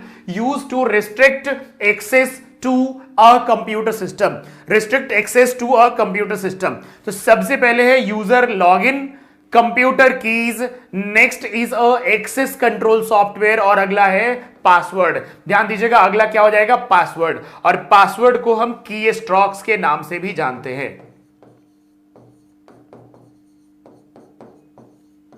password को हम की स्ट्रोक्स के नाम से भी जानते हैं। ध्यान दीजिएगा, की स्ट्रोक्स के भी नाम से हम जानते हैं। चलिए आगे बढ़ते हैं अगले सवाल नंबर। अगला नेक्स्ट जो हमारा क्वेश्चन है, अगला है सवाल नंबर नेक्स्ट। ये सवाल दिया गया है कि फोटो एडिटिंग, स्प्रेडशीट और वर्ड प्रोसेसिंग किसके उदाहरण हैं। ध्यान दीजिएगा, सबसे पहले क्या लिखा गया है, एप्लीकेशन सॉफ्टवेयर। अगला ऑप्शन लिखा गया है सिस्टम सॉफ्टवेयर, नेक्स्ट ऑप्शन लिखा गया है ऑपरेटिंग सिस्टम, और अगला लिखा गया है प्लेटफॉर्म सॉफ्टवेयर। सिस्टम सॉफ्टवेयर की प्यारे बच्चे बात करें तो मतलब क्या होता है, विंडोज, विंडोज कहते हैं। एप्लीकेशन सॉफ्टवेयर की अगर हम बात करें तो इसका मतलब क्या हो जाएगा, वर्ड हो जाएगा, वर्ड हो जाएगा, पावर पॉइंट हो जाएगा। आप भी कमेंट बॉक्स में हमें कमेंट करके जरूर बताते रहिएगा, जरूर बताते रहिएगा। यहां पर वर्ड हो जाएगा, पावर पॉइंट हो जाएगा, और जो हमारा फोटो एडिटिंग, स्प्रेडशीट और वर्ड प्रोसेसिंग है वो किसका पार्ट है, वो है एप्लीकेशन सॉफ्टवेयर का पार्ट। अब जल्दी से पढ़ते हैं इस सवाल को और देखते हैं जरा सा इस सवाल का सही उत्तर क्या होगा। इस सवाल का सही उत्तर क्या होगा, जरा जल्दी से एक बार फटाफट से हमें बताइए कि इस सवाल का सही उत्तर क्या होगा। इस सवाल का सही उत्तर क्या होगा, हेक्साडेसिमल संख्या प्रणाली। ध्यान दीजिएगा, हेक्साडेसिमल संख्या प्रणाली का आधार क्या होता है। सबसे पहली बात मैं आपको बता दूं, इसे क्या बोलेंगे, बाइनरी कहते हैं, बाइनरी डिजिट बोलेंगे। ध्यान दीजिएगा, बाइनरी डिजिट बोलेंगे जहां पर 0 से लेकर 1 तक की संख्या होती है। ध्यान देना, ये सारे सवाल इंपॉर्टेंट सवाल मैं आप सभी लोगों को करा रहा हूं, समझ लीजिए। एकदम 11th आवर सेशन चल रहा है बिहार जीविका भर्ती 2025 वाले विद्यार्थी के लिए। तो खूब प्रैक्टिस कर लीजिए, कुछ भी नया पढ़ने की आवश्यकता नहीं, जो आपने पढ़ा है बस उसको प्रैक्टिस करिए और रिवीजन करिए। अगला पॉइंट क्या है? हेक्साडेसिमल। हेक्साडेसिमल ध्यान दीजिएगा, हेक्साडेसिमल बोलेंगे जहां पर 0 से 15 तक की संख्या होती है, मतलब 0 से 9 तक, 0 से 9 तक के नंबर और साथ में ए से लेकर के एफ तक का अल्फाबेट यूज किया जाता है। और नेक्स्ट है यहां पर 0 से 7 तक की संख्या कहां होती है? ऑक्टल पर होती है। 0 से 7 तक की संख्या होती है। और ध्यान दीजिएगा यहां पर इसे क्या बोलेंगे? डेसिमल। डेसिमल जो यहां पर क्या बोलेंगे? 0 से लेकर के 9 तक की संख्या होती है। और पूछा गया हेक्साडेसिमल नंबर प्रणाली। ध्यान दीजिएगा, हेक्साडेसिमल नंबर प्रणाली के लिए सही उत्तर क्या हो जाएगा? ऑप्शन नंबर हो जाएगा। ऑप्शन नंबर हो जाएगा 16। चलिए ऑप्शन नंबर बी हो। आगे बढ़ते हैं, सवाल नंबर 60। सवाल नंबर 60 है कि निम्नलिखित में से कौन सा, ध्यान दीजिएगा, सवाल को ध्यान से करना। आप में से जितने भी विद्यार्थी अभी इस सेशन को आप देख पा रहे हैं, आप में से जितने भी ऐसे विद्यार्थी अभी इस सेशन को देख पा रहे हैं, ध्यान देना, हर एक सवाल बहुत इंपॉर्टेंट है बिहार जीविका में। आप जरा कमेंट करके बता दीजिए कि आप में से जितने भी विद्यार्थी अभी इस सेशन को देख पा रहे हैं, आप में से सभी का एग्जामिनेशन सेंटर कहां गया है। एक बार जल्दी से कमेंट बॉक्स में फटाफट से बता दीजिए एग्जामिनेशन सेंटर आप सभी लोगों का कहां कहां पर गया है, बिहार के किस शहर में आपका एग्जामिनेशन सेंटर गया है। एक बार जल्दी से कमेंट करके हमें कमेंट बॉक्स में फटाफट से बता दीजिए। चलिए अगला सवाल देखिएगा, कौन सी की माइक्रोसॉफ्ट विंडोज 8 और हायर संस्करणों में किसी फोल्डर का नाम बदलने के लिए शॉर्टकट की का उपयोग कर सकती है। तो प्यारे बच्चे आपको बता दें, F1 किसके लिए यूज होता है? F1 होता है हेल्प के लिए, F2 किसके लिए? रीनेम के लिए, F3 किसके लिए? फाइंड के लिए। तो सही उत्तर क्या हो जाएगा? सही उत्तर, फटाफट से थोड़ा सा स्पीड बढ़ाइए और फटाफट से आंसर करिएगा। सही उत्तर क्या हो जाएगा? ऑप्शन नंबर ए हो जाएगा। चलिए अगले सवाल नंबर, अच्छा बहुत सारे लोगों का मुजफ्फरपुर भी पढ़ा है, ओके। चलिए जिन लोगों का होम टाउन में पढ़ा होगा, वैसे मैक्सिमम मैंने जहां तक सुना है कि मैक्सिमम लोगों का होम टाउन में ही सेंटर पड़ा है। मींस कि जो लोग पटना के रहने वाले हैं उनका सेंटर पटना में ही, बहुत कम लोगों को एक जगह से दूसरे जगह भेजा गया है। ऐसा बहुत सारे बच्चों से मेरी बात हुई तो उन्होंने बताया कि उनका होम टाउन पे ही सेंटर पड़ा है। जैसे कि कुछ लोग रहने वाले हैं पटना के तो पटना में पड़ा है, मुजफ्फरपुर वालों का मुजफ्फरपुर में, दरभंगा वालों का दरभंगा में। ऐसा इस बार देखने को मिला, ये काफ़ी बेहतर है, ठीक है, ताकि बच्चों को भागना नहीं पड़ेगा। MS एक्सेल वर्कबुक में एक वर्कशीट से दूसरे वर्कशीट पर जाने के लिए क्लिक करना होता है। और ध्यान रखना MS एक्सेल को क्या बोलते हैं? स्प्रेडशीट के नाम से हम जानते हैं, ठीक है, जिसमें क्या क्या होता है? रोज एंड कॉलम्स होती है, रोज एंड कॉलम्स होती हैं, ठीक है। तो सही उत्तर क्या होगा? पहला ऑप्शन है एक्टिव सेल, नेक्स्ट है स्क्रॉल बार, अगला है शीट टैब, अगला है टैब बटन। ध्यान दीजिएगा आंसर क्या हो जाएगा? Sheet tab. ध्यान रखिएगा, शीट टैब, एक शीट से दूसरे शीट पर जाने के लिए। और अगला है सवाल नंबर 62। सवाल नंबर 62 में प्यारे बच्चे लिखा गया है कि MS वर्ड में स्पेलिंग और ग्रामर जांचने के लिए किस शॉर्टकट की का उपयोग करते हैं। तो जरा सा आप सब लोग कमेंट बॉक्स में कमेंट करके इस सवाल का उत्तर जरा जल्दी से बता दीजिए कि आप में से देखते हैं कितने लोगों का उत्तर बिल्कुल सही जा रहा है।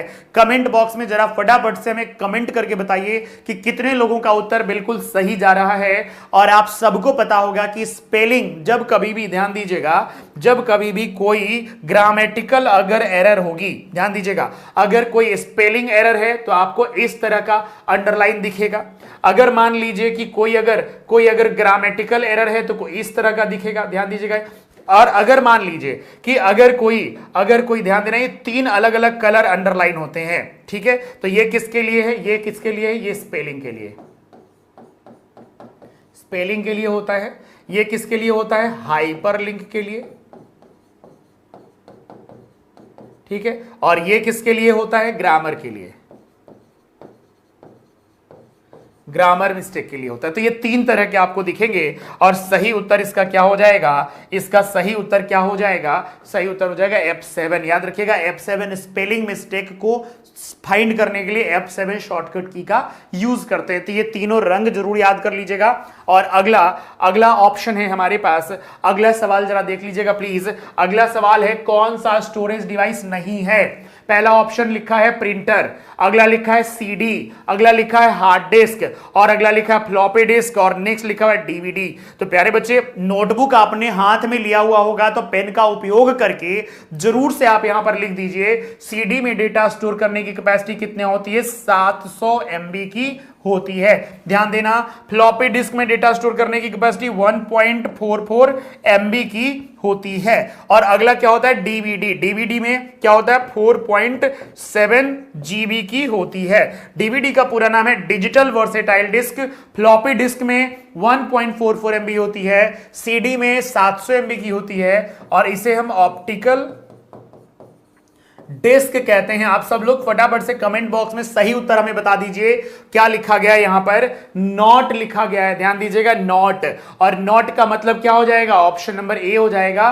बिकॉज प्रिंटर क्या है, एक आउटपुट डिवाइस है, आउटपुट डिवाइस होता है। ध्यान दीजिएगा, which is not a storage device. कौन सा स्टोरेज डिवाइस नहीं है, ध्यान दीजिएगा, नहीं है, प्रिंटर नहीं है, सीडी नहीं है। देख रहे होंगे ये 4 जो ऑप्शन नीचे वाले दिख रहे हैं, ये चारों के चारों डेटा को ऑफलाइन स्टोर करने के लिए यूज किया जाता है। और प्रिंटर किस चीज के लिए यूज किया जाता है, प्रिंटर यूज किया जाता है हार्ड कॉपी आउटपुट के लिए। ध्यान दीजिएगा, हार्ड कॉपी आउटपुट के लिए। और सवाल नंबर नेक्स्ट आ जाते हैं प्यारे बच्चे। नेक्स्ट सवाल है एक इमेज एडिटिंग सॉफ्टवेयर जिसमें हम इमेज बना और एडिट कर सकते हैं, इमेज बना और एडिट कर सकते हैं। सबसे पहला विकल्प क्या लिखा गया है, पेज मेकर। अगला विकल्प दिया गया है MS पेंट, नेक्स्ट दिया गया है फोटो, नेक्स्ट है कोरल ड्रॉ, अगला है फोटो इमेज और नेक्स्ट है फ्रंट पेज। और ध्यान दीजिएगा, पूछा गया है कि इमेज एडिट कर सकते हैं। इमेज एडिट करने के लिए आपको इनमें से किसका यूज करना चाहिए। ध्यान दीजिएगा, पेज मेकर है, नेक्स्ट है MS paint, Corel draw, photo image and front page. Image को एडिटिंग करने के लिए आप अक्सर यहां पर जो सबसे ज्यादा अगर उपयोग फोटो इमेज नहीं होगा, सबसे ज्यादा अगर यूज होगा तो क्या होगा, पेंट का यूज कर सकते हैं। पेंट में इमेज को भी इजीली आप एडिटिंग कर सकते हैं। नेक्स्ट अगला है सवाल नंबर 65। अब ध्यान दीजिएगा, लिखा गया है कि संपूर्ण दस्तावेज, देखना ऑफिस असिस्टेंट वाले जो विद्यार्थी हैं उनके लिए ध्यान देना, यह सवाल बहुत महत्वपूर्ण है, बहुत इंपॉर्टेंट सवाल है। संपूर्ण दस्तावेज का चयन करने के लिए निम्नलिखित में से किसका उपयोग किया जाता है। तो आप सबको पता होगा कंट्रोल ए का होता है। और सही उत्तर क्या हो जाएगा, जल्दी से कमेंट करके कमेंट बॉक्स में हमें बता दो। सही उत्तर क्या हो जाएगा, कंट्रोल ए हो जाएगा। और आप सबको पता होगा कि ये कंट्रोल के किसके लिए होता है, ध्यान देना, हाइपर लिंक के लिए, हाइपर लिंक के लिए होता है। ठीक है, कंट्रोल एच किसके लिए होता है, रिप्लेस के लिए, रिप्लेस के लिए होता है। और कंट्रोल ए किसके लिए होता है, सेलेक्ट ऑल। ठीक है, सेलेक्ट ऑल के लिए होता है। और अगला है सवाल नंबर 66। ध्यान देना, 66 में यह लिखा गया है कि निम्नलिखित में से कौन सा बेसिक का पूरा नाम है। प्यारे बच्चे, मैं जितना भी आपको सवाल दिखा रहा हूं, आप जब एग्जाम देकर जब लौटोगे तब आपको महसूस होगा कि रियली में ऐसे ही सवाल थे या नहीं थे। तो लगातार सेशन में बने रहिएगा, जरूर बने रहिएगा। और जितने भी ऐसे विद्यार्थी जिनका एग्जामिनेशन परसों होना है, कल मैं आपको शाम में 7 बजे तो ऑफिसर्स एकेडमी के YouTube प्लेटफॉर्म पर मिलूंगा। ध्यान रखिएगा, लगभग 100 से ज्यादा सवाल हम लोग करने वाले हैं और पूरी विस्तृत चर्चा के साथ, जिसमें 100 से लगभग 500 सवाल मैं कल आपको बनाकर दिखाऊंगा। चलिए तो आगे बढ़ते हैं। लिखा यह गया है कि बेसिक, आपको पता होगा बेसिक एक प्रोग्रामिंग लैंग्वेज है।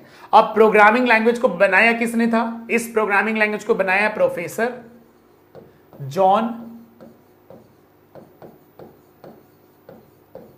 केमिने, प्रोफेसर जॉन केमिने।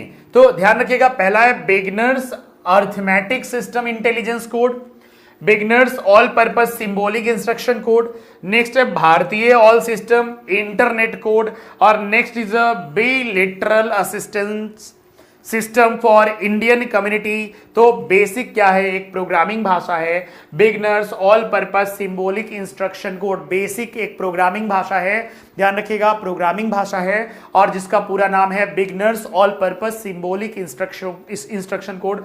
इसी तरह से आप जरूर याद कर लीजिएगा COBOL, कोबोल का पूरा नाम भी याद कर लीजिएगा। नेक्स्ट FORTRAN का पूरा नाम भी याद कर लेना। फॉर्टर्न का पूरा नाम क्या होता है, फॉर्मूला ट्रांसलेशन, ठीक है, ध्यान देना। फॉर्मूला ट्रांसलेशन क्या होता है, एक बार कमेंट बॉक्स में कमेंट करके हमें लिख के जल्दी से बता दो। फॉर्टर्न का पूरा नाम होता है फॉर्मूला ट्रांसलेशन, और ध्यान देना कोबोल का पूरा नाम होता है कॉमन बिजनेस ओरिएंटेड लैंग्वेज, और ध्यान दीजिएगा बेसिक का पूरा नाम होता है beginners all purpose symbolic instruction code. अगला है सवाल नंबर 67, ध्यान दीजिएगा, लिखा है 1024 ज़ेटाबाइट में कितना डेटा होता है। How much data is there in 1024 zettabyte, 1024 zettabyte. और प्यारे विद्यार्थी, आप सबको मैंने मेमोरी यूनिट्स वाले टॉपिक में काफी बेहतर तरीके से मैंने आप सब लोगों को बताया और समझाया भी है। ध्यान दीजिएगा, लिखा गया है 1 ज़ेपोबाइट होता है, 1 ब्रोंटोबाइट होता है, 1 योटाबाइट होता है, 1 गीगाबाइट होता है। तो जरा जल्दी से देखें जरा सा कितने लोग इस सवाल का सही उत्तर कर पा रहे हैं। जरा जल्दी से हमें इस सवाल का सही उत्तर करके फटाफट से जल्दी से बता दीजिए। जितने भी लोग अभी इस सेशन को आप देख पा रहे हो, जल्दी से फटाफट से हमें कमेंट करके फटाफट से बता दो। अभी सिर्फ 1-2 लोगों का रिप्लाई आया है, मनोज, सुजीत, अभिषेक, राघवेंद्र।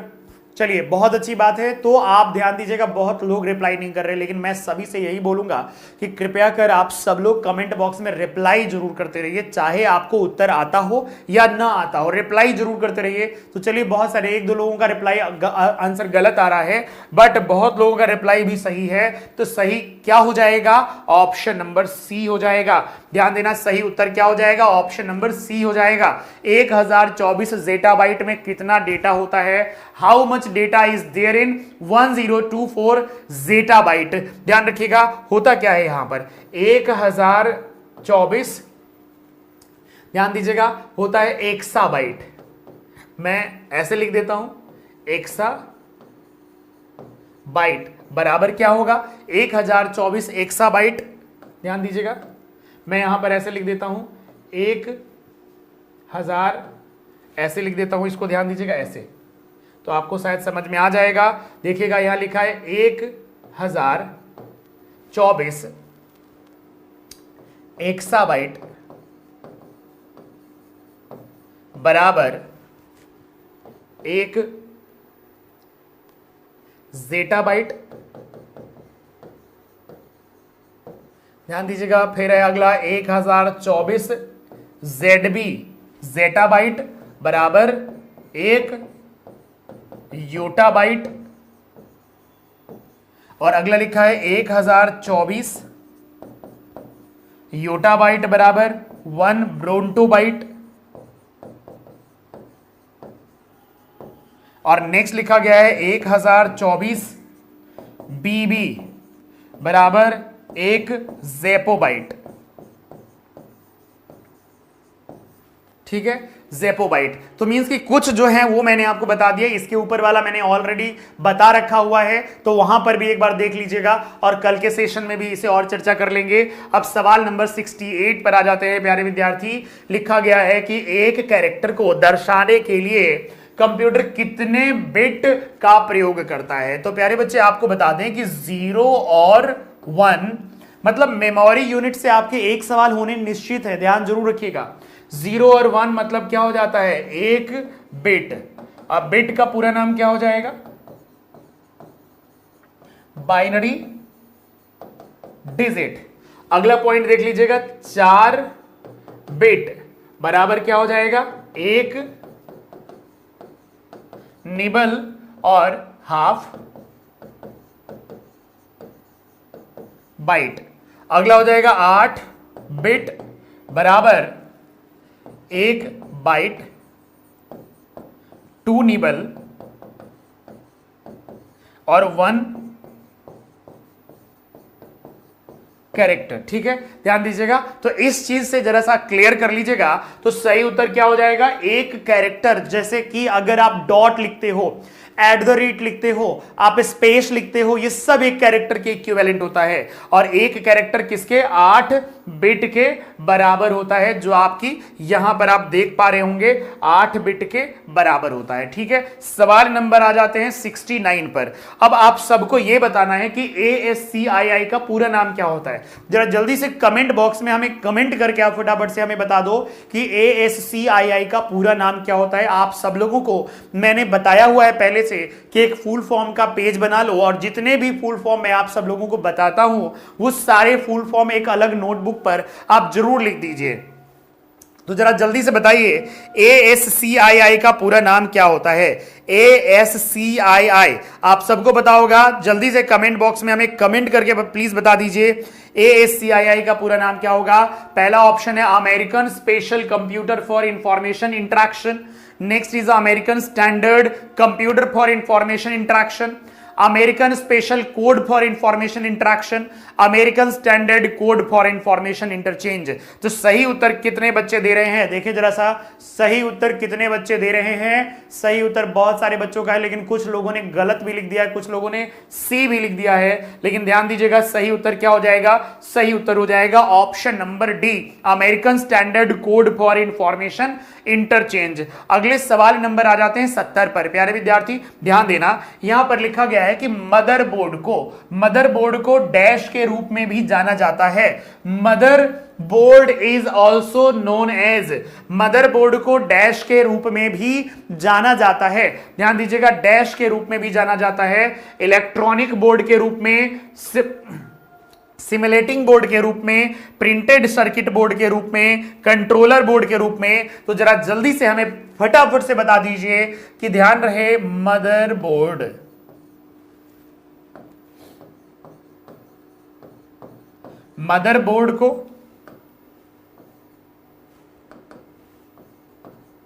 मदरबोर्ड को हम चाहें तो सिस्टम बोर्ड भी कहते हैं। और नेक्स्ट है प्रिंटेड सर्किट,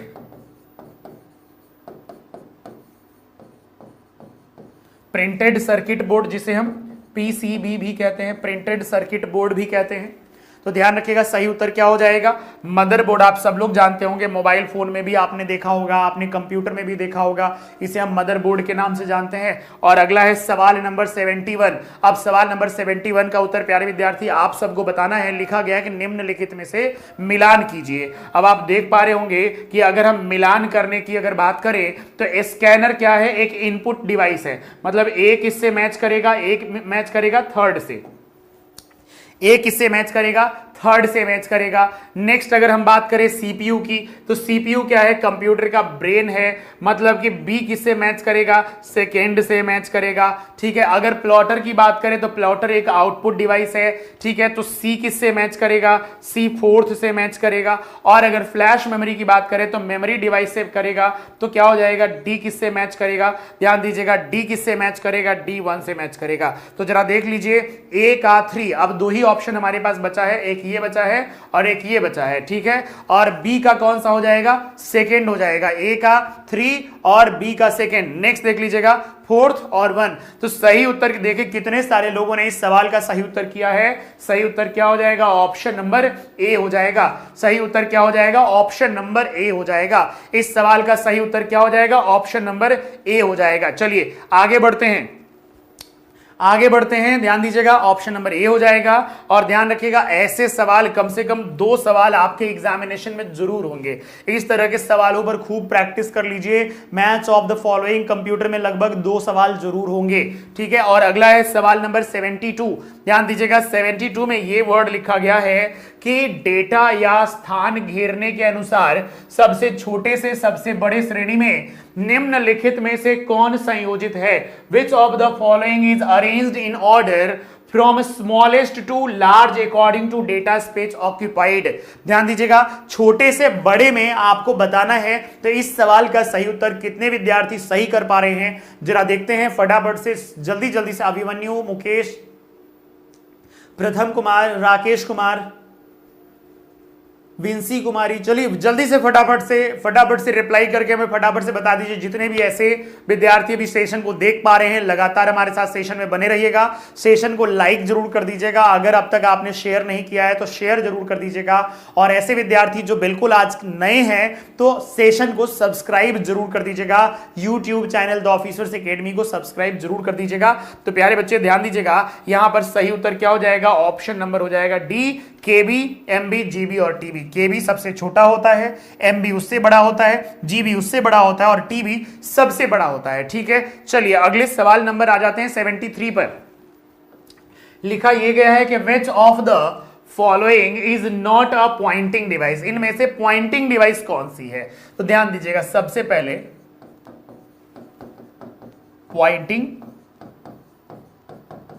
डिवाइस।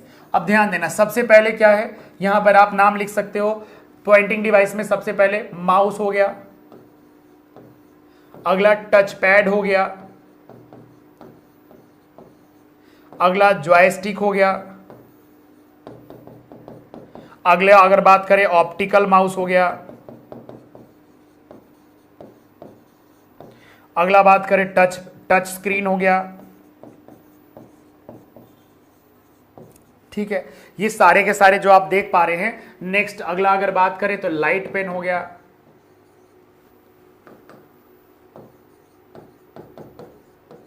ठीक है। ये सारे के सारे जो हैं आपके, ये सब पॉइंटिंग डिवाइस की बात करते हैं। माउस है, टच पैड है और नेक्स्ट बात कर ले तो ट्रैक बॉल। ये सब के सब क्या है? ये सब के सब पॉइंटिंग डिवाइस है। पॉइंटिंग डिवाइस उस डिवाइस को कहा जाता है जो डायरेक्टली किसी ऑब्जेक्ट को, मींस कि किसी आइकन को हिट करता है, उसे हम पॉइंटिंग डिवाइस के नाम से जानते हैं। तो प्यारे विद्यार्थी, सही उत्तर यहां पर एक्चुअल फॉर्म में पूछा गया है, नहीं है। ध्यान देना, ये लिखा गया है नहीं है। और नहीं है का मतलब देखिए, टच पैड भी है, ट्रैक बॉल भी है, माउस भी है। और नहीं का मतलब क्या हो जाएगा? माइक नहीं है। जैसा कि माइक आप मेरे पास देख रहे हैं, ये ऑडियो को क्या करता है? इलेक्ट्रिकल में बदलने का काम करता है। तो ये आपने नोट डाउन कर लिया होगा। अगर नहीं नोट डाउन किया है तो प्लीज आप इसे फटाफट से जल्दी से आप नोट कर दीजिए। और अगले सवाल पर हम आगे आ जाते हैं। अगला ये सवाल है, which of the following device can be used as both input and output. ध्यान दीजिएगा, ऐसा डिवाइस जो इनपुट भी है, तो स्पीकर क्या है? सिर्फ आउटपुट है। ध्यान देना, स्पीकर सिर्फ आउटपुट है। माइक्रोफोन की बात करें तो सिर्फ इनपुट है। ठीक है, आप लोग जल्दी से रिप्लाई करके आंसर बताइए। और फैक्स मशीन की बात करें तो ये क्या है? इनपुट भी है और आउटपुट भी है। ठीक है, ध्यान देना। और उसके बाद OMR की बात करें तो OMR का पूरा नाम लिख लेना, optical mark reader. Optical mark reader कहेंगे इसे हम। और OMR क्या है? OMR क्या है? Input device. ठीक है, तो सही उत्तर आप में से कितने विद्यार्थी सही दे रहे हैं जरा सा देखते हैं प्लीज। तो आप में से बहुत सारे लोग हैं जो सही है, लेकिन कुछ लोगों ने गलत किया है। सही उत्तर क्या हो जाएगा? ऑप्शन नंबर हो जाएगा सी। बहुत लोगों ने ऑप्शन नंबर ए लिख दिया है, कुछ ने डी लिख दिया और कुछ लोग ऐसे भी है जिन्होंने बी भी लिख दिया है। लेकिन सही उत्तर क्या हो जाएगा? 74 का सी। ध्यान दीजिएगा। अब अगला एक सवाल और कर लेते हैं। लिखा यह गया है कि निम्नलिखित में से कौन सी इनपुट डिवाइस को समान रूप पर बनी सफेद। ध्यान दीजिएगा, ऐसे लाइन बने होते हैं, ऐसे लाइन बने होते हैं और इस लाइन को जानते हैं, क्या बोलते हैं आप? Bar code. और इसे पढ़ने वाली जो मशीन होती है उसे क्या कहते हैं? Bar code reader. Bar code reader कहते हैं। तो सही उत्तर क्या हो जाएगा? सही उत्तर हो जाएगा bar code reader. Option number हो जाएगा बी। ध्यान रखिएगा। तो ऐसे ही और भी महत्वपूर्ण सवालों के लिए हमारे साथ लगातार बने रहिएगा। और प्यारे विद्यार्थी, आप सभी को यह संदेश मैं फिर से याद दिला दूं कि दिन बुधवार 19 नवंबर 2025 को शाम 7 बजे द ऑफिसर्स एकेडमी के YouTube चैनल पर हमारी मुलाकात होगी कल। ध्यान रखिएगा, लगातार जुड़िएगा और जब तक सेशन अंत ना हो जाए तब तक खाना पीना खाकर शांति से बैठे रहिएगा और मैक्सिमम शेयर कर दीजिएगा। YouTube पर जो आपका शेड्यूल है वो लिंक एक्टिव हो चुका है। उस लिंक को कॉपी करके आप इसे अपने व्हाट्सएप पर, अपने इंस्टाग्राम पर, अपने टेलीग्राम पर और अपने फेसबुक पर, जो भी आप सोशल मीडिया प्लेटफॉर्म यूज कर सकते हैं करते हैं, वहां तक आप प्लीज शेयर कर दीजिए ताकि मैक्सिमम से मैक्सिमम बच्चों का भला हो जाए। तो कल हम लोग मिलते हैं, अभी के लिए गुड बाय।